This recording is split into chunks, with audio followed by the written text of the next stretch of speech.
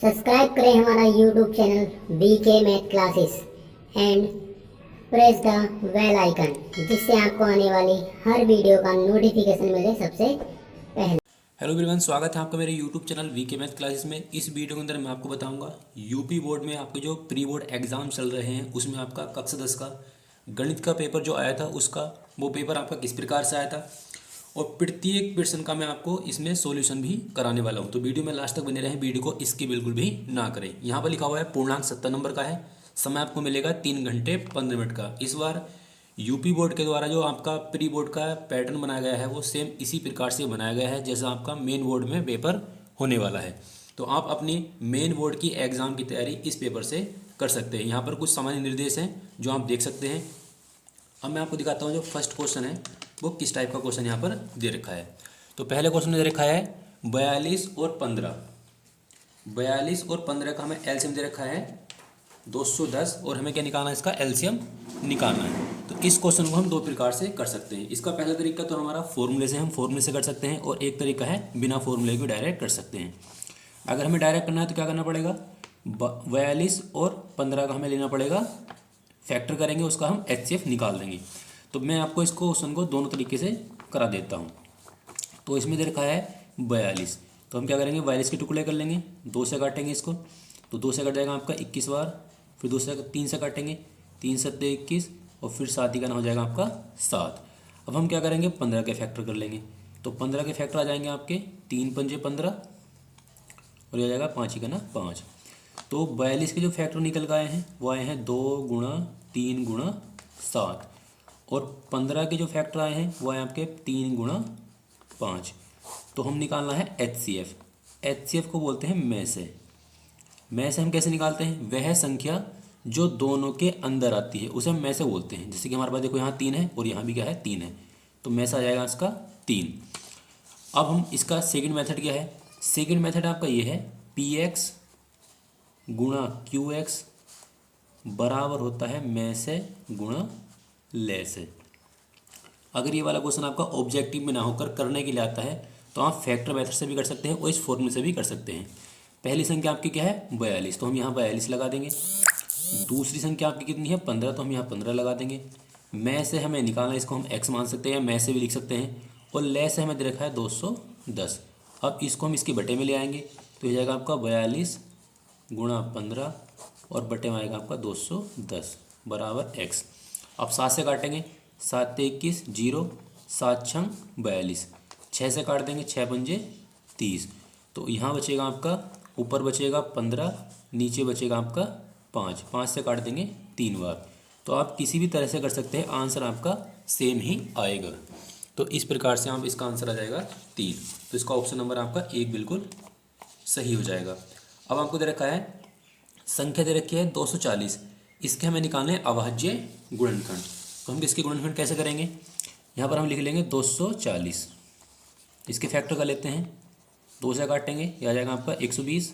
अगर हम कोई भी संख्या 2 से काटते हैं तो उसका आधा कर देते हैं, फिर 2 से कट जाएगा आपका 60। और 2 से कौन सी संख्या कटती है उसका नियम ये होता है कि जिस संख्या का जो अंतिम अंक है, ये वाला इकाई का जो अंक होता है, वो अगर सम संख्या है 2 4 6 0 है या 8 है, दो संख्या 2 से कट जाती है, तो ये भी आपको 2 से कटेगा। 30 का हो जाएगा आपका, 60 का था 30, फिर 2 से काटेंगे कितना आएगा आपका 15, 5 से काट देंगे, 5 तिया 15 और 3 ही का ना 3। अब हम इसके फैक्टर लिख लेंगे, तो 1 2 3 4, 2 कितनी बार आया आपका, 2 आया आपका 4 बार, और 5 एक बार आया है और 3 भी एक बार आया है, तो ये इसके क्या आ जाएंगे गुणनखंड निकल कर आ जाएंगे। तो इसका जो आंसर आ जाएगा वो जाएगा आपका ऑप्शन नंबर 2। अगला क्वेश्चन आपका क्वेश्चन नंबर 3। इसमें क्या रखा है, ये आपको रैखिक समीकरण दे रखी है 2x + 3। पहली समीकरण आपकी है 2x + 3y + 5 बराबर 0। हम क्या करेंगे, यहाँ से तुलना करेंगे, तो ये हो जाएगा आपका a1 का मान 2, b1 का मान 3 और c1 का मान 5। ये हो जाएगा आपका समीकरण 2 को लिख लेते हैं। समीकरण 2 आपकी क्या है -4x -6y। इस 10 को उठा के इधर ले आएंगे तो हो जाएगा -10 बराबर 0। यहाँ से a2 का मान आएगा आपका -4, b2 का मान आएगा -6, c2 का मान आएगा -10। अब हम इनका अनुपात निकालेंगे, तो A1/A2। A1 का मान आपका कितना है 2, A2 का मान कितना है आपका -4, 2 से कट जाएगा 2 बार, तो यह आ जाएगा आपका 1/2। अब हम निकालेंगे V1/V2, तो V1 का मान कितना आपका 3 और V2 का मान है -6, ये भी आपका -1/2 आएगा। फिर हम निकालेंगे C1/C2, C1 का मान है 5 और इसका मान है -10, तो ये आएगा आपका -1/2। यानी कि सारे जो अनुपात निकल कर आए हैं वो सब क्या हैं, बराबर बराबर है। यहाँ लिख लेंगे A1/A2 बराबर है B1/B2 बराबर है C1/C2। तो ये जो कंडीशन आपकी बनेगी वो बनती है अनेक हल वाली। कौन सी बनती है, अनेक हल वाली। तो इसमें क्या हो जाएंगे आपके अनेक हल हो जाएंगे। तो इसका आपका आंसर हो जाएगा ऑप्शन नंबर 3। अगला क्वेश्चन आपको दे रखा है क्वेश्चन नंबर 4। क्वेश्चन नंबर 4 में क्या रखा है कि एक द्विघात बहुपद है, इसके में शून्याङ्कों का गुणनफल निकालना है। तो इसको हम किस प्रकार सोल्व करेंगे। आपको एक द्विघात बहुपद दे रखा है 6x² - 7x + 5। अब देखो हमसे पूछा है शून्याङ्कों का गुणनफल। तो इसके दो तरीके हैं कि इस पर बराबर 0 मान के वहाँ से आप x की वैल्यू निकाल सकते हैं। इसका एक डायरेक्ट तरीका है, ये हो जाएगा आपका a का मान, ये हो जाएगा आपका b का मान और ये हो जाएगा आपका c का मान। जो स्क्वायर वाला पद होता है इसके गुणा में जो संख्या होती है वो a का मान होता है, x के गुणा वाला आपका b का मान होता है और जो लास्ट में अचर पद होता है वो आपका c का मान होता है। अगर मान लो इनमें से जो भी पद नहीं दिया होगा, मान लो अगर ये वाला पद नहीं है, ये वाला पद तो जरूर होगा क्योंकि द्विघात बहुपद है। मान लो ये वाला पद ना हो और ये वाला पद ना हो, तो इनमें से जौन सा पद नहीं होगा उसका मान हम 0 लेते हैं। अब निकालेंगे मूलों का गुणनफल या शून्याङ्क का गुणनफल α×β। तो α×β बराबर होता है आपका फॉर्मूला C/A। तो C का मान कितना आपका 5 और A का मान कितना आपका 6, तो 5/6 आ जाएगा इस क्वेश्चन का आंसर। tan थीटा बराबर हमें दे रखा है, tan थीटा बराबर दे रखा है √3। तो हमें थीटा का मान निकालना है। तो इस क्वेश्चन को हम किस प्रकार से करेंगे, वैसे आप डायरेक्ट भी आ सकते हैं। यहाँ लिखा हुआ है tan थीटा बराबर √3। तो हमें ये देखना है कि tan में √3 कितने का मान होता है। तो tan में √3 होता है आपका 60 का मान, तो इसे हम tan 60 लिख लेंगे। tan से tan कट जाएगा तो थीटा का मान आ जाएगा आपका 60 डिग्री। तो ये आ जाएगा इस क्वेश्चन का आंसर। ऑप्शन नंबर आपका बी बिल्कुल सही हो जाएगा। नेक्स्ट क्वेश्चन देखते हैं। क्वेश्चन नंबर है आपका 6। क्वेश्चन नंबर 6 में क्या रखा है, यदि एक बिंदु ए से ओ केंद्र वाले किसी वृत्त पर, अब एक वृत्त बनाएंगे, उसका जो केंद्र है इस क्वेश्चन में कहा गया है कि ओ केंद्र है। तो ओ केंद्र वाला एक, ये आपका क्या है सर्कल है, इस सर्कल के बाहर कोई पॉइंट है ए, इससे आपकी 2 स्पर्श रेखाएं खींची गई हैं। उन स्पर्श रेखाओं का नाम आपका है PA। यहाँ पर आपका ए है तो यहाँ हो जाएगा आपका P, यहाँ हो जाएगा आपका Q। ये 2 स्पर्श रेखाएं हैं, ये आपको क्या है परस्पर 80 डिग्री कोण पर झुकी हुई है। ठीक है, केंद्र इसका क्या है O है। अब हम क्या करेंगे, इनको ऐसे मिला लेंगे क्योंकि ये क्या आपकी त्रिज्याएं हैं, और त्रिज्याएं जो होती हैं वो हमेशा जो आपकी स्पर्श रेखा है ये वाली इस पर लंब होती है, यानी कि 90 डिग्री का कोण बनाती हैं। हमें निकालना क्या है POA। तो POA यहाँ से एक हमें लाइन खींचनी पड़ेगी इस तरह से। तो ये वाला हमें जो कोण है, ये वाला, ये कोण हमें इसका मान निकाल कर दिखाना है। तो इस क्वेश्चन को हम कैसे हल करेंगे, इसके लिए हम यहाँ पर लिख लेंगे, यहाँ लिखेंगे दिया है। अगर ये क्वेश्चन हमारा करने के लिए आता है तब हम कैसे करेंगे। दिया है हमें क्या क्या दे रखा है सवाल में, 2 स्पर्श रेखाएं हैं PA तथा PB, 2 स्पर्श रेखाएं, 2 स्पर्श रेखाएं हैं।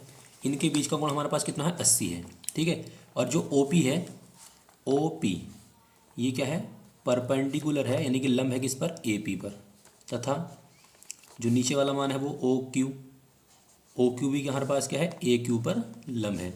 अब आपको एक बात और ध्यान रखनी है, वृत्त के ऊपर किसी बाह्य बिंदु से, ये बाह्य बिंदु है, इसी वृत्त पर बाह्य बिंदु से जो खींची गई स्पर्श रेखाएं होती हैं ये हमेशा क्या होती हैं बराबर होती हैं, सदैव क्या होती हैं बराबर होती हैं।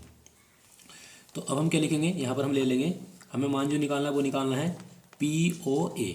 तो POA बराबर क्वेश्चन मार्क।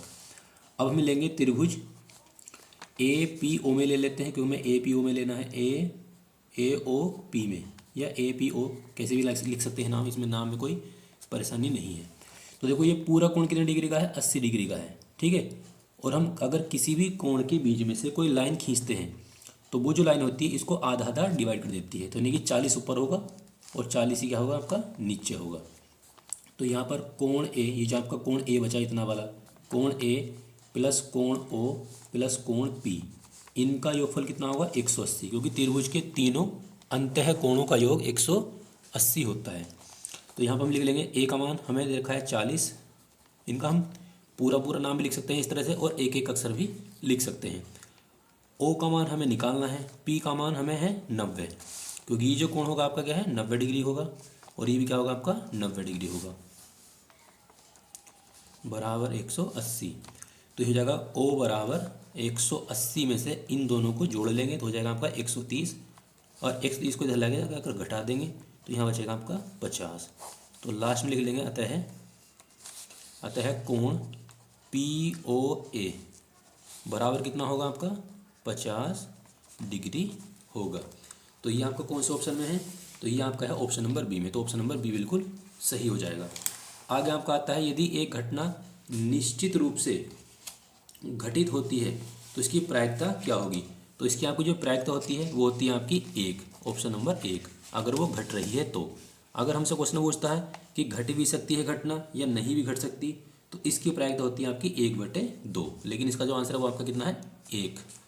अगला क्वेश्चन आपका क्वेश्चन नंबर 8, इसमें कह रखा है कि r त्रिज्या वाले अर्धगोले का कुल पृष्ठ क्षेत्रफल आपका कितना होगा। तो वो तो आपका 3πr², ये आपका फॉर्मूला ही है 3πr², सही आंसर हो जाएगा। आगे आपको दे रखा है 2 बिंदु दे रखे हैं, इनके हमें बीच की दूरी बतानी है कि बीच की दूरी कितनी होगी। तो इसको हम किस प्रकार से सोल्व करेंगे।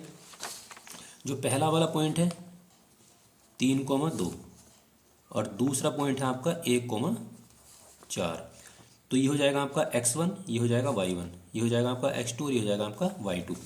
बीच की दूरी निकालने के आपके 2 फॉर्मूले हैं, आप कोई सा फॉर्मूला भी लगा सकते हैं, दोनों से आंसर सेम ही आता है। एक फॉर्मूला होता है आपका x1 माइनस x2 का होल स्क्वायर और वो पीछे होता है y1 plus y1 minus y2 का होल स्क्वायर, ये फॉर्मूला लगा सकते हैं। या हम ये भी लिख सकते हैं, शुरू में x2 लिख सकते हैं, x2 माइनस x1 का whole square plus y2 minus y1 का होल स्क्वायर। हम दोनों फॉर्मूले से ही सेम आंसर आता है, तो हम इनमें से कोई सा भी फॉर्मूला अपने एग्जाम में लगा सकते हैं। x1 का मान आपका कितना है 3, तो यहाँ जाएगा 3, x2 का मान आपका है 1 प्लस y1 का मान है 2, y2 का मान है 4। 3 में से घटाएंगे 1 तो बचेगा आपका 2, 2 का स्क्वायर हो जाएगा, यहाँ बचेगा आपका -2। अब 2 का स्क्वायर कितना होता है आपका 4 होता है, तो यहाँ जाएगा 4 और -2 का स्क्वायर भी कितना होता है 4, 4 और 4 हो जाएगा आपका 8। अब हम 8 के टुकड़े करेंगे तो आ जाएगा आपका 2√2, तो ये आ जाएगी इसके बीच की दूरी। तो ये आपका है ऑप्शन नंबर बी। अगला क्वेश्चन आपका क्वेश्चन नंबर 10, यदि किसी द्विघात समीकरण का एक मूल आपको दे रखा है 1/2, तो हमें k का मान निकालना है। देखो एक मूल का मतलब क्या है, अब ये द्विघात समीकरण है, ये आपका क्या है क्वेश्चन नंबर 10 है। अभी आपको द्विघात समीकरण दे रखी है 4x² प्लस 4kx और -5 = 0। इसका एक मूल आपको दे रखा है कितना है 1/2, तो हमें k का मान निकालना है। तो पहले इस मूल का मतलब समझ लेते हैं। देखो इस मूल का मतलब ये है, अगर 2 घात है तो इसके 2 ही आंसर आएंगे, ये आपको ध्यान रखनी है। अगर 3 घात होगी तो 3 आंसर आएंगे। उन 2 आंसर में से आपको एक आंसर दे रखा है 1/2, यानी कि जो आपका 1/2 आंसर है वो इसी समीकरण से निकल कर आया होगा जिस भी प्रकार से हमने सोल्व किया है। तो हम क्या करेंगे, जहाँ जहाँ इसमें x लिखा हुआ है उस x की जगह ये वाला मान लगा देंगे और k का मान निकल कर आ जाएगा। तो 4 1/2 का स्क्वायर प्लस 4k और गुणा x का मान 1/2 माइनस के 5 = 0। तो 4 गुणा 1/4 प्लस 2 से कट जाएगा आपका ये 2 बार, तो यहाँ जाएगा आपका 2k माइनस 5 = 0, ये इससे हो जाएगा कैंसिल। तो यहाँ बचेगा आपका 1 प्लस 2k माइनस 5 = 0, तो 2k माइनस के 4 = 0। तो यहाँ से आपका k का मान कितना आएगा, इसको उठा के इधर ले जाएंगे तो k का मान आ जाएगा आपका 2 से कट जाएगा आपका 2 बार, तो ये आ जाएगा इस क्वेश्चन का आंसर। इस क्वेश्चन में जहाँ आपको k दे रखा है, आपका इस k की जगह कोई भी संख्या मिल सकती है, जैसे कि आपकी a b c d, इनमें से आपकी कोई भी संख्या एग्जाम में देखने के लिए मिल सकती है, लेकिन करने का आपका जो मेथड है वो सेम यही रहता है। तो इसका जो आंसर है आपका वो है आपका ऑप्शन नंबर 1। अगला क्वेश्चन है, 1 से लगा के 9 तक की संख्या आपको जोड़नी है। इसको हम डायरेक्ट भी जोड़ सकते हैं, या इसका एक फॉर्मूला होता है। फॉर्मूला क्या होता है, अगर हमें 1 से लगा के कितनी भी संख्या अगर जोड़नी है, कितनी भी संख्या चाहे लाख हो करोड़ हो, कितनी भी संख्या अगर जोड़नी है तो इसका फॉर्मूला होता है n + 1/2। n का मान कितना है 9, 9 संख्या जोड़नी है तो 9 + 1/2, तो 9 कितना आ जाएगा आपका 10/2, 2 से काटेंगे 5, और 9 × 5 कितना होता है आपका 45। तो 45 आ जाएगा इन संख्याओं का योग। आप 1 से लगा के कितनी भी संख्या जोड़ के देख सकते हैं, उनके लिए ये आपका शॉर्ट ट्रिक है, इससे आप कर सकते हैं। आगे दे रखा आपको त्रिकोणमिति का क्वेश्चन है, sin थीटा -1 और इंटू में दे रखा है sec थीटा + tan थीटा। इसका मान हमें निकालना है। तो क्वेश्चन आपका क्या है, sin थीटा -1 और sec थीटा + tan थीटा। तो इस क्वेश्चन को हम किस प्रकार से सोल्व करेंगे। तो यहाँ पर आपका लिखा हुआ है sin थीटा -1, इसको जैसे है वैसे ही रहने देंगे। अब क्या करेंगे, जहाँ लिखा हुआ है sec, इस sec को हम लिख लेंगे 1/cos, क्योंकि 1/cos को क्या होता है आपका sec होता है। जो tan लिखा हुआ है tan को लिख लेंगे sin/cos। यहाँ से माइनस कॉमन निकालो तो हो जाएगा आपका 1 - sin थीटा। इसमें अंदर वाले का लेस लेंगे तो लेस आपका कितना आएगा cos थीटा, ऊपर आ जाएगा 1 + sin थीटा। अब देखो ये बन जाएगा आपका a - b और ये बन जाएगा आपका a + b। तो क्या करेंगे, पहली संख्या की गुणा और माइनस, मतलब पहली संख्या का स्क्वायर गुणा दूसरी संख्या का स्क्वायर। ये फॉर्मूला बना आपका a - b और a + b वाला। तो पहला का स्क्वायर माइनस दूसरे का स्क्वायर।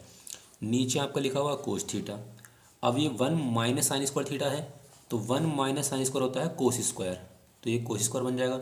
और ये जो माइनस था वो माइनस हम यहाँ लगा लेंगे, इस तरह से माइनस आपका यहाँ जाएगा, और नीचे आपका क्या है cos थीटा, ये इससे हो जाएगा कैंसिल। तो यहाँ एक घात बचेगी cos थीटा की, तो ये आ जाएगा इसका आंसर -cos थीटा। तो -cos थीटा आपका कौन से ऑप्शन में है, वो है आपका ऑप्शन नंबर सी में। तो इसका ऑप्शन नंबर आपका सी बिल्कुल सही हो जाएगा, ये वाला। आगे आपको दे रखा है क्वेश्चन नंबर 13, बहुत ही इंपॉर्टेंट क्वेश्चन है। क्वेश्चन नंबर 13, इसमें क्या रखा है, यदि आंकड़ों का माध्य आपको दे रखा है 32, बहुलक आपका कितना है 35, तो हमें माध्य का निकालना है। तो देखो इसका फॉर्मूला क्या है, इसका आपका फॉर्मूला होता है, क्वेश्चन आपका मेन बोर्ड एग्जाम के लिए भी बहुत ही इंपॉर्टेंट है वाला। इसका फॉर्मूला होता है, बहुलक बराबर होता है 3 गुणा माध्यक। माध्य को हम माध्यिका भी कहते हैं, और -2 गुणा माध्य, ये फॉर्मूला है। बहुलक आपका कितना देखा है 35, तो यहाँ 35 लगा देंगे। 3 गुणा माध्य का हमें निकालने से हमने x मान लिया, -2 गुणा माध्य आपका कितना देखा है 32। 35 बराबर 3x - 32 दूनी 64, इसको उठा के इधर ले आएंगे तो हो जाएगा आपका प्लस हो जाएगा। तो 35 + 64 बराबर 3x। तो यहाँ हो जाएगा आपका 99 और 3x, ये इससे पूरा पूरा हो जाएगा कैंसिल। तो x का मान कितना आएगा आपका 33, यानी कि 33। और 33 आपका कौन से ऑप्शन में है, 33 आपका है ऑप्शन नंबर ए में। आगे आपको दे रखा है cos थीटा। cos थीटा बराबर दे रखा है आपको √3/2। तो हमें मान किसका निकालना है, cos 2 थीटा का मान निकालना है। तो इसके लिए हम क्या करेंगे, यहाँ लिखा हुआ है cos थीटा बराबर √3/2। तो √3/2 को हम लिख सकते हैं cos 30, क्योंकि cos 30 का मान होता है आपका √3/2। cos से cos कट जाएगा, तो थीटा का मान आएगा आपका 30 आ जाएगा। अब हमें मान निकालना है cos 2 थीटा का।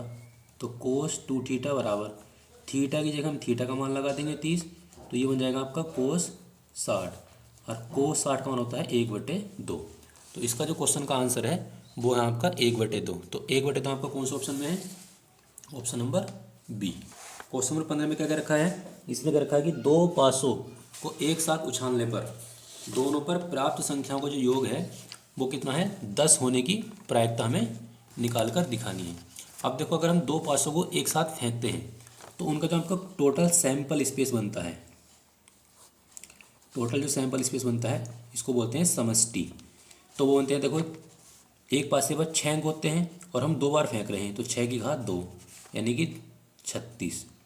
अगर 3 बार फेंकेंगे 3 पासों को तो हो जाएगा 6 की घात 3, 216 बन जाएगा। अब हमें इनमें से ऐसी संख्या, ये कुल संभावनाएं हैं, ये आपकी क्या है, कुल संभावनाएं हैं। अब हमें इन कुल संभावनाओं में से ऐसी संभावना लेनी है जिनके दोनों पासों के अंकों का योग आपका 10 होना चाहिए। तो संभावना क्या क्या बन सकती है, जिनका योग आपका 10 हो। मान लो अगर पहले पासे पर 4 आया, दूसरे पर 6 आ सकता है, देखो कुल मिला के 10 बन जाएगा। अगर पहले वाले पे 6 आएगा तो दूसरे वाले पे क्या आएगा आपका 4 आएगा। अब एक और बनेगी, अगर पहले वाले पर 5 आया, हो सकता है दूसरे वाले पर 5 आ जाए। तो ये कुल मिलाकर आपकी केवल 3 संभावना ही बनेगी। अब हमें प्रायिकता निकालनी है, तो प्रायिकता के लिए कुल संभावना है वो हम नीचे रखेंगे, और जो हमारे पास घटने वाली घटनाएं हैं उसे हम ऊपर रख देंगे। अब 3 से कट जाएगा आपका 12 बार, तो 1/12 आ जाएगा इस क्वेश्चन का आंसर। तो 1/12 आपका कौन से ऑप्शन में है, वो है आपका ऑप्शन नंबर ए में। आगे आपको दे रखा है त्रिभुज वाला क्वेश्चन। इसमें क्या कर रखा है, इसमें आपको एक त्रिभुज दे रखा है। मैं आपको यहाँ पर त्रिभुज एक बना के दिखा देता हूँ।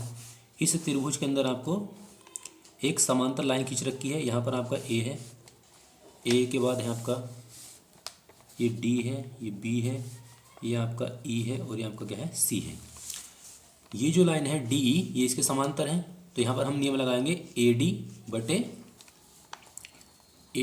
बटे में लगा देंगे बी डी, बराबर लगा देंगे ए ई, और बटे में रख देंगे ई सी। ये नियम है। अब इनके वैल्यू लगा देंगे देख देख के। ए डी का मान हमें दे रखा 2.2, तो यहाँ लिख देंगे 2.2, बटे बी डी का मान आपको दे रखा है 3.3, बराबर ए ई का मान है 1.8। नीचे वाला मान हमें निकालना है, इसको हमने x मान लिया। ये वाला पॉइंट से पॉइंट हट जाएगा, इसका पॉइंट हटाएंगे तो नीचे एक 0 आ जाएगा। 22/33 बराबर 18/10 x लिख सकते हैं। 2 से काटेंगे, 11 से काटेंगे, 11 दूनी 22, 11 33, 2 से कट जाएगा आपका ये 9 बार। ऊपर बचेगा 1, नीचे 3, 9/10 x।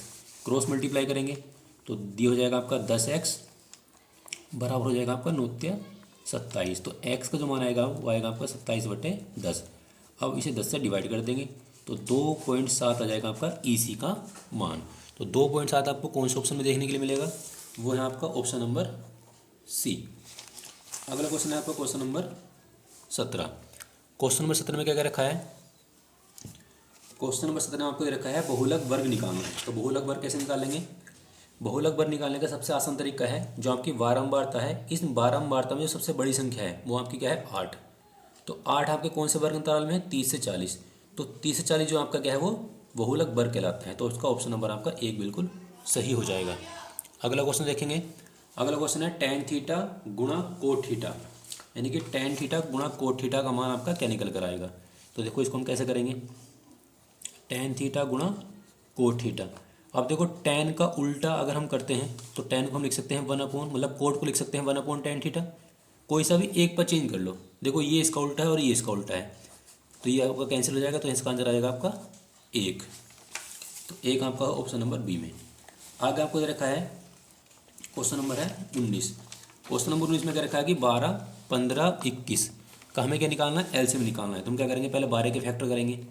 तो 12 के जो फैक्टर आपके निकल कर आएंगे वो आएंगे 2 गुणा 2 गुणा 3 डायरेक्ट। 15 के फैक्टर क्या आएंगे आपके 5 गुणा 3। 21 के फैक्टर आएंगे आपके 3 गुणा 7। हमें इसका निकालना है एलसीएम। तो एलसीएम निकालने के लिए हमें सभी मतलब जो संख्या है उनकी बड़ी घात लेनी पड़ती है। जैसे कि मान लो 2 इसमें कितनी बार आया, 2 बार, 2 बाकी में नहीं आया, तो हमें 2 भी लेना है। जो कॉमन मिलेगा वो भी लेना है, और जो नहीं मिलेगा वो भी लेना है, क्योंकि एलसीएम को बोलते हैं लेस है। और लेस है का मतलब आप ट्रिक से ध्यान रखते हैं, लेना है सबको, लेना है सबको। तो 2 को 2 बार लिखेंगे, 3 इसमें 1 बार है, इसमें भी 1 बार है, इसमें भी 1 बार है, तो 3 को 1 बार लिखेंगे। सपोज करो अगर हमारे पास यहाँ पर 3 2 बार होता, यहाँ पर 1 बार होता है और यहाँ भी 1 बार होता है, तो हम फिर 3 को 2 बार लिखते हैं, क्योंकि हमें बड़ा पद लिखना पड़ता है जितने बार ज़्यादा अधिकतर बार आता है। 5 इसमें है, इसमें नहीं है, इसमें भी नहीं है, तो हम 5 को भी लिखेंगे और 7 को भी लिखेंगे। अब इन सब के मल्टीप्लाई कर लेंगे। तो मल्टीप्लाई करने पर हमारे पास क्या आएगा, 2 दूनी 4, 4 ते 12, 12 पंजे 60, और 60 की गुणा करेंगे तो जाएगा आपका 420। 420 आपका कौन सा ऑप्शन में है, ऑप्शन नंबर बी में है। अब आता है क्वेश्चन नंबर आपका 20। क्वेश्चन नंबर 20 में क्या रखा है, आपको 3 बिंदु दे रखे हैं। उसने क्या रखा है, आपके क्या है संरेख हैं। तो संरेख का मतलब क्या है, देखो संरेख का मतलब है कि तीनों बिंदु एक ही लाइन में हैं। अगर देखो तीन बिंदु ऊपर नीचे होते हैं, मान लो एक बिंदु इधर है, एक इधर है, एक इधर है, तो ये तीनों मिलकर एक त्रिभुज बना देंगे, चाहे वो किसी भी दिशा में हो, बस सीधे ना हो। अगर ये तीनों बिंदु एक ही लाइन में हैं इधर, तो ये जो तीनों बिंदु हैं मिलकर किसी भी त्रिभुज का निर्माण नहीं कर सकते। तो ऐसे त्रिभुज का क्षेत्रफल क्या होता है आपका? 0 होता है। तो इसके लिए मैं आपको एक डायरेक्ट ट्रिक बताता हूँ। इसकी ट्रिक क्या है? ट्रिक आपकी ये है, इस लिखा हुआ है 2,3 4, के और 6, -के 3 लिखा हुआ है। तो अगर संरेख कहता है तो क्षेत्रफल कितना होगा त्रिभुज का? त्रिभुज का क्षेत्रफल होगा आपका 0। तो हम क्या करेंगे इसमें, इसको ऐसे लिख लेंगे डायरेक्ट, यहाँ लिखेंगे त्रिभुज का क्षेत्रफल बराबर 1/2। अब अंदर क्या लिखना है उसके लिए मैं आपको एक ट्रिक बताता हूँ। ट्रिक क्या आपकी, जो बिंदु है 2,3, इसे लिखेंगे इधर 2, इधर लिखेंगे 3, फिर यहाँ लिखेंगे 4, यहाँ लिखेंगे के, उसके नीचे तीसरा बिंदु लिख लेंगे 6 और -के 3। जो आपका पहला वाला पॉइंट है इसे दोबारा से लिख लो, 2 और 3। अब इसकी इससे गुणा करो और इसकी इससे गुणा करो। जब हम नीचे को आएंगे तो प्लस लगाएंगे, ऊपर जाने के लिए माइनस लगाएंगे। 2 गुणा के तो आ जाएगा आपका 2 के। जब इसकी इससे गुणा करेंगे तो आ जाएगा आपका 4×3=12। अब इसकी इससे गुणा करेंगे तो 4×12, फिर इसकी इससे गुणा कर देंगे तो माइनस हो जाएगा आपका 12 और ये जाएगा आपका -के 6। जब ऊपर जाएंगे तो माइनस लगाना पड़ेगा। अब इसकी इससे गुणा करेंगे तो 6×18, नीचे आने पे प्लस, ऊपर जाने पर माइनस। ये और देखो ये वाला माइनस पहले से ही है और एक माइनस हमारा ऊपर जाने वाला, तो ये बन जाएगा -+, 2×6, तो यहाँ जाएगा आपका +6। आप क्वेश्चन में कहा गया है संरेख है, तो इसका मान क्या होगा आपका 0 होगा, तो यहाँ 0 लगा देंगे और यहाँ जाएगा आपका 1/2। तो देखो -+के 2 के और -के, तो हो जाएगा आपका -के 4 के, -12 -12 -के 24, 18 और 6 +के 24, तो इससे हो जाएगा कैंसिल। 0 इसकी तिरछी गुणा करें 0 बन जाएगा, बराबर आपका क्या है -के 4 के। तो यहाँ से के की वैल्यू कितनी आएगी आपकी? 0। तो ये आ जाएगा इस क्वेश्चन का आंसर। तो 0 आपको कौन से ऑप्शन में है? 0 आपका है ऑप्शन नंबर बी में। तो मैंने आपको बताया आपके जो 20 विकल्प थे, उन 20 के 20 विकल्प मैंने आपको सोल्व करके दिखाया है। अब मैं आपको दिखाता हूँ जो अगले क्वेश्चन दे रखे थे, जो वर्णनात्मक प्रश्न है वो आपको किस प्रकार से सोल्व करने हैं। जैसे कि पहला क्वेश्चन बहुत ही ज़्यादा इंपॉर्टेंट है। इसमें क्या रखा है, सिद्ध कीजिए कि √3 एक अपरिमेय संख्या है। इसको हमें प्रूव करके दिखाना है। तो अपरिमेय संख्याओं से संबंधित आपको कुछ महत्वपूर्ण बातें ध्यान रखनी है। जैसे मैं आपको बता देता हूँ, जैसे मान लो हमें ये पता है कि √3 क्या है, एक अपरिमेय संख्या है। अगर हम किसी भी अपरिमेय संख्या में कोई भी संख्या जोड़ दें, कोई भी संख्या जोड़ दें, तो ये भी एक अपरिमेय संख्या होगी। या किसी भी अपरिमेय संख्या में से कोई भी संख्या घटा दें तब भी ये अपरिमेय संख्या होगी। यानी कि अपरिमेय संख्या में कोई भी संख्या जोड़ने या घटाने पर जो प्राप्त मान होगा वो भी एक अपरिमेय संख्या ही होगा। इसी प्रकार अगर हम गुणा और भाग कर देंगे तब भी आपका क्या होगा, अपरिमेय संख्या होगा। मान लो यहाँ पर 2 से गुणा हो रही है, यहाँ 3 से गुणा हो रही है, तब भी क्या कहलाएगा आपका अपरिमेय संख्या होगा। ठीक है, तो ये सब को नियम आपको ध्यान रखना है। तो अब हमें सिद्ध करके दिखाना है कि √3 एक क्या है, अपरिमेय संख्या है। तो इसको हम किस प्रकार से सोल्व करेंगे, और ये आपके मेन बोर्ड एग्जाम के लिए बहुत ज़्यादा इंपॉर्टेंट है। तो ऐसे इसके लिए हम क्या करते हैं, यहाँ पर हम लिखते हैं माना √3 के विपरीत यह एक परिमेय संख्या मान लेते हैं। क्या है, एक परिमेय संख्या है। अब हम क्या लिखेंगे, √3 बराबर, यहाँ हम बटे में कोई भी संख्या मान सकते हैं। जैसे हमने a/b मान लिया, a/b की जगह आप p/q x/y कोई भी संख्या मान सकते हैं। और यहाँ पर ब्रैकेट में लिख देंगे कि जो b का मान है वो 0 नहीं होना चाहिए। अब देखो मान लो किसी भी संख्या के बटे में अगर 0 होता है तो बन जाती है वो अपरिभाषित। मान लो ऊपर 2 है नीचे 0 है तो बन जाएगी आपकी अपरिभाषित, यानी हम इसे डिफाइन नहीं कर सकते। अब हम क्या करेंगे, दोनों ओर का वर्ग करेंगे, यानी कि वर्ग करने पर जब वर्ग करेंगे तो हो जाएगा आपका √3 का स्क्वायर बन जाएगा और ये बन जाएगा आपका a/b का स्क्वायर। जब इसका स्क्वायर करेंगे तो आपका रूट हट जाएगा, तो यहाँ बचेगा 3। जब इसका स्क्वायर करेंगे तो ये जाएगा आपका a² और बटे में आएगा आपका b²। इन दोनों के स्थान चेंज करेंगे तो यह आएगा आपका b², ये हो जाएगा a² बटे में आएगा आपका 3। इसे समीकरण 1 मान लेंगे। अब यहाँ पे लिखेंगे a² 3 से विभाज्य है, a² 3 से विभाज्य है, इसीलिए a भी 3 से विभाज्य होगा। तो यहाँ पर हम दोबारा से मान लेंगे, माना। दोबारा से क्या मानना है, देखो यहाँ पे लिखा हुआ है ए, तो हम यहाँ भी ए लिखेंगे। हम सिद्ध कर रहे हैं सवाल 3 वाला, तो यहाँ 3 लिखेंगे। ए और बी हमने पहले मान लिया, तो अब ए और बी को छोड़ के कोई भी संख्या मान सकते हैं, जैसे सी मान लो, डी मान लो, ई मान लो, वो हमारा मन है, हम कोई भी संख्या यहाँ पर मान सकते हैं। तो अब हम क्या करेंगे, अब यहाँ पर हम इसका दोबारा से वर्क करेंगे। पुनः वर्क करने पर, जब दोबारा से वर्क करेंगे, वर्क करने पर, तो ये हो जाएगा आपका ए का वर्ग ए स्क्वायर, 3 का वर्ग 9 और सी का वर्ग सी स्क्वायर, वर्ग हो गया, इस तरह से आ जाएगा। अब चूंकि समीकरण 1 में आप देख सकते हैं यहाँ लिखा हुआ है बी स्क्वायर बराबर है ए स्क्वायर बटे 3। क्या लिखा हुआ है, बी स्क्वायर बराबर है ए स्क्वायर बटे 3। अब इसकी क्रॉस मल्टीप्लाई करेंगे तो यहाँ से आपका ए स्क्वायर का मान आएगा 3b स्क्वायर। तो 3b स्क्वायर हम यहाँ लगा देंगे, तो 3b स्क्वायर बराबर 9c स्क्वायर। अब 3 से 9 कट जाएगा आपका 3 बार, तो b स्क्वायर बराबर आएगा आपका 3c स्क्वायर। अब 3 को इधर बटे में ले जाएंगे तो हो जाएगा आपका c स्क्वायर बराबर b स्क्वायर बटे 3। इसे मान लेंगे समीकरण नंबर 2।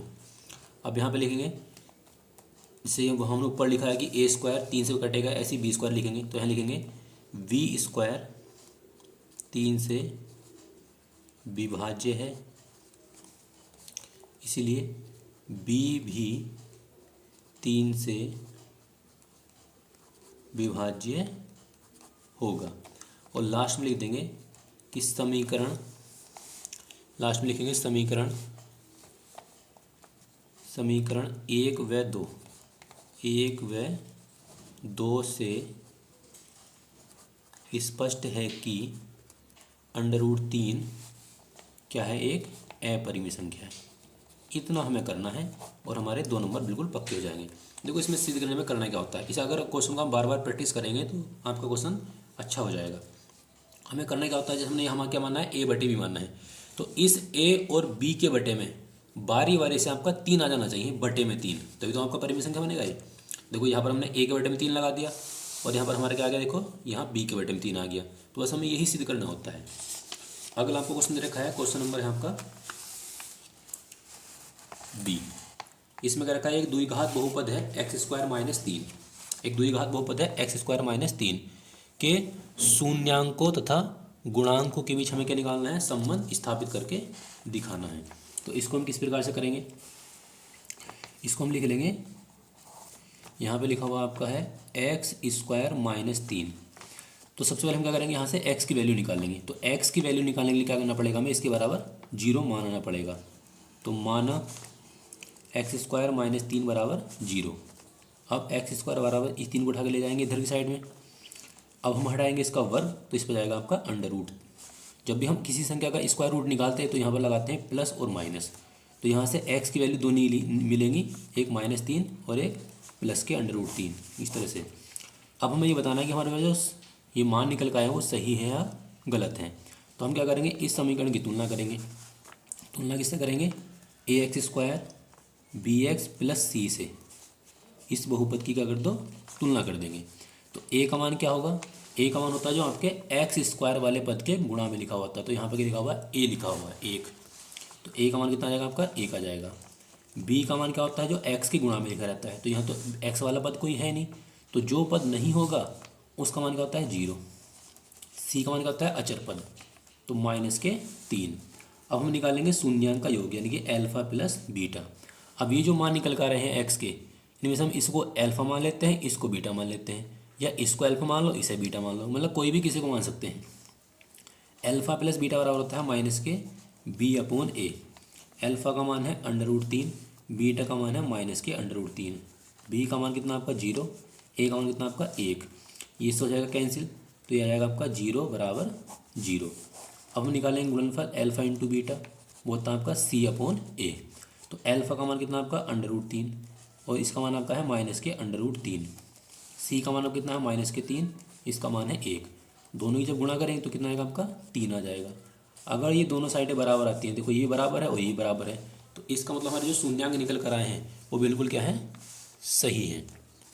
तो इस प्रकार से आप शून्यांक याद कर सकते हैं और शून्यांक के भी संबंध भी स्थापित कर सकते हैं। अगला क्वेश्चन आपको दे रखा है त्रिकोणमिति से। त्रिकोणमिति में क्या क्या रखा है कि एक सिद्ध कीजिए कि 1 प्लस सेक ए बटे में सेक इधर रखा है और साइन स्क्वायर है 1 अपॉन 1 माइनस कोस ए। तो ये हमें सिद्ध करके दिखाना है। तो यहाँ लिख रखा है 1 प्लस सेक ए बटे सेक ए बराबर में रखा है साइन स्क्वायर ए बटे 1 माइनस कोस ए। तो इसको हम किस प्रकार से प्रूव करेंगे? हम इससे ये भी आंसर ला सकते हैं और इससे ये भी आंसर ला सकते हैं। इन दोनों साइडें बराबर करके दिखानी है। तो एक काम कर लेते हैं, हम इस वाले पद को ले लेते हैं। यहाँ लिखा हुआ आपका RHS LHS यानी कि बायां पक्ष 1 प्लस सेक ए बटे यहाँ लिखा हुआ है सेक ए। तो सेक को हम लिख लेंगे 1 अपॉन कोस, क्योंकि सेक होल्ड का होता है आपका कोस होता है। नीचे 1 अपॉन कोस। अब इसके नीचे मान के लेसे ले लेंगे, इसकी इस तरह गुणा करेंगे तो हो जाएगा आपका कोस ए प्लस 1 बटे में आ जाएगा कोस ए। जो आपका मेन बटे है वो ये है, ये जो आपका ये है आपका 1 अपॉन कोस ए। कोस से कोस कट जाएगा, ऊपर बचेगा 1 और 1 प्लस कोस ए बचेगा। तो हमने ये वाली साइड हल करी तो हमारा आंसर क्या आया 1 प्लस कोस ए। अब हम क्या करेंगे RH से लेंगे और RH से लेकर भी हम यही आंसर ला देंगे। तो यहाँ हम लेंगे अब RHS साइन स्क्वायर ए बटे 1 माइनस कोस ए। ऊपर लिखा हुआ साइन स्क्वायर ए, साइन स्क्वायर को हम लिख सकते हैं 1 माइनस कोस स्क्वायर ए, क्योंकि ये फॉर्मूला होता है। ये फॉर्मूला कौन सा होता है? Sine square theta plus cos square theta बराबर 1 होता है। अगर हमें साइन का मान निकालना तो कोस को इधर ले जाओ, कोस का मान निकालना तो साइन को उठा के इधर ले जाओ। और नीचे लिखा हुआ है 1 माइनस कोस ए। अब देखो इस एक को हम लिख सकते हैं a का स्क्वायर, तो a का स्क्वायर माइनस b का स्क्वायर। तो ये बन जाएगा आपका पहली संख्या एक जगह जोड़ दो और एक जगह से घटा दो और नीचे आपका 1 माइनस कोस ए। तो ये हो जाएगा आपका कैंसिल। तो यहाँ बचेगा आपका 1 प्लस कोस ए। अब देखो ये वाली साइड इसकी मान ये है और इसका मान ये वाला है, तो दोनों साइडें बराबर आ गई। अगर दोनों साइडें बराबर आती हैं तो इसका मतलब क्या है आपका LHS बराबर RHS। नेक्स्ट क्वेश्चन आपको दे रखा है समांतर माध्य से। इसमें क्या रखा है, इसका हमें क्या निकालना है? समांतर माध्य निकाल कर दिखाना है। तो इस क्वेश्चन को हम किस प्रकार सोल्व करेंगे? यहाँ पर आपको वर्ग अंतराल दे रखा है, 12 मात्रा दे रखी है। तो माध्य निकालने के लिए हमें 4 कॉलम बनाने पड़ते हैं। 2 आपको दे रखे हैं और 2 हमें खुद बनाने पड़ते हैं। तो तीसरा जो आपका कॉलम बनता है वो बनता है आपका मध्यमान का। तो मध्यमान कैसे निकालते हैं? इन दोनों को जोड़कर यहाँ पर आधा करना पड़ता है। तो 10 प्लस 0 हो जाएगा आपका 10, 10 का आधा हो जाएगा आपका 5, ये हो जाएगा आपका 30, 30 का आधा हो जाएगा आपका 15। अब आपको आधा करने की कोई आवश्यकता नहीं है। अब आपको क्या लिखना है? देखो यहाँ पर 10 का अंतर है, तो इनके जो मध्यमान है उनमें भी 10-10 का अंतर होगा। देखो यहाँ भी 10 का अंतर, 10 का अंतर। तो अब हम क्या करेंगे, यहाँ पर सब में 10-10 जोड़ते रहेंगे। तो 15, 5 प्लस 15, 5 प्लस 10 15, 15 प्लस 10 हो जाएगा आपका 25 और 25 में जो वर्ड जोड़ेंगे 10 तो हो जाएगा आपका 35, 35 और 10 हो जाएगा आपका 45 और 45 में जोड़ देंगे आपका 10 हो जाएगा आपका 55। तो हम क्या करेंगे, इन दोनों कॉलम की आपस में गुणा कर लेंगे। जो मध्यमान होता है इसे हम x बोलते हैं और बारंबारता को हम f बोलते हैं। तो अब इन दोनों की गुणा करेंगे तो हो जाएगा आपका 3 से 5 सत्ते 35, 15 पंजे 75, 25 8 हो जाएगा आपका 200 और 13 किससे गुणा करेंगे तो 13 पंजे 65 और 13 तिया 39, 39 हो जाएगा आपका 45 और इसकी गुणा कर लेंगे। 45 की गुणा 20 से करेंगे हो जाएगा आपका 900 और 55 की गुणा 7 से करेंगे तो 5 से 35 और 35 और 3 हो जाएगा आपका 38। अब हम क्या करेंगे, इन सबको जोड़ लेंगे। जोड़ने पे हमें लिखेंगे समेसन fx। इन सबको जब हम जोड़ेंगे ये हो जाएगा आपका 2050। तो अब हम इसको जोड़ेंगे तो ये आपका जोड़ने पर लगभग आएगा 7 5 12 20 40 हो जाएगा आपका 60। अब हम निकालेंगे इसका समांतर माध्य यानी कि माध्य। तो माध्य को हम लिखते हैं x बार से। x बार का मान हमें निकालना है। तो x बार बराबर क्या होता है, x बार बराबर होता है समेसन एफ एक्स बटे समेसन एफ। समेसन का जो मान आपका दे रखा है वो है आपका 2050 और इसका मान आपका दे रखा है 60। इससे हो जाएगा कैंसिल। तो यहाँ बचेगा आपका 205 बटे में है 6। अब 6 से हम इसे डिवाइड कर देंगे तो हो जाएगा आपका 6 × 18, 2 बचेंगे, 6 × 24 हो जाएगा आपका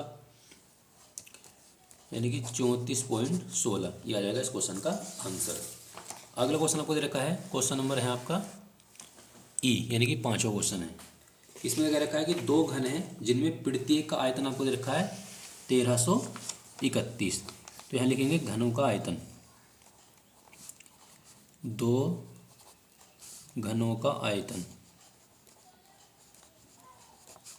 कितना है 1331 सेमी की घात 3 है। अब घन का आयतन का फॉर्मूला क्या होता है, भुजा की घात 3। जब हमें आयतन दे रखा तो हम भुजा इसको आराम से निकाल सकते हैं। ये किसका घन होता है, ये होता है 11 का घन। घन से घन कट जाएगा तो इसकी आपकी जो भुजा निकल कर आएगी वो आएगी आपकी 11 सेंटीमीटर। अब इसने क्या रखा है, दो घन हैं, मैं आपको यहाँ पर डायग्राम बना के दिखा देता हूँ। दो घन हैं जिन्हें मिलाया आपस में और मिलाने के बाद एक घना बना दिया। तो एक घन देखो ये बन जाएगा और एक घन हम यहाँ बना देंगे। घन में और घना में अंतर होता है, ये बात आपको ध्यान रखनी है। ये भी आपका क्या है 11, ये भी 11 है, ये इसकी लंबाई हो जाएगी, ये चौड़ाई है, ये हो जाएगी ऊंचाई। अब देखो जब हम दोनों घनों को मिलाकर एक घना बनाएंगे तो यहाँ पर देखो ये भी 11 है और ये भी 11 है, तो ये भी 11 और 11 हो जाएगी आपकी 22। ठीक है, तो 22 लगेगा इसकी लंबाई। तो यहाँ लिखेंगे दो घनों को मिलाने के बाद, यहाँ लिख लेते हैं दो घनों को मिलाने के बाद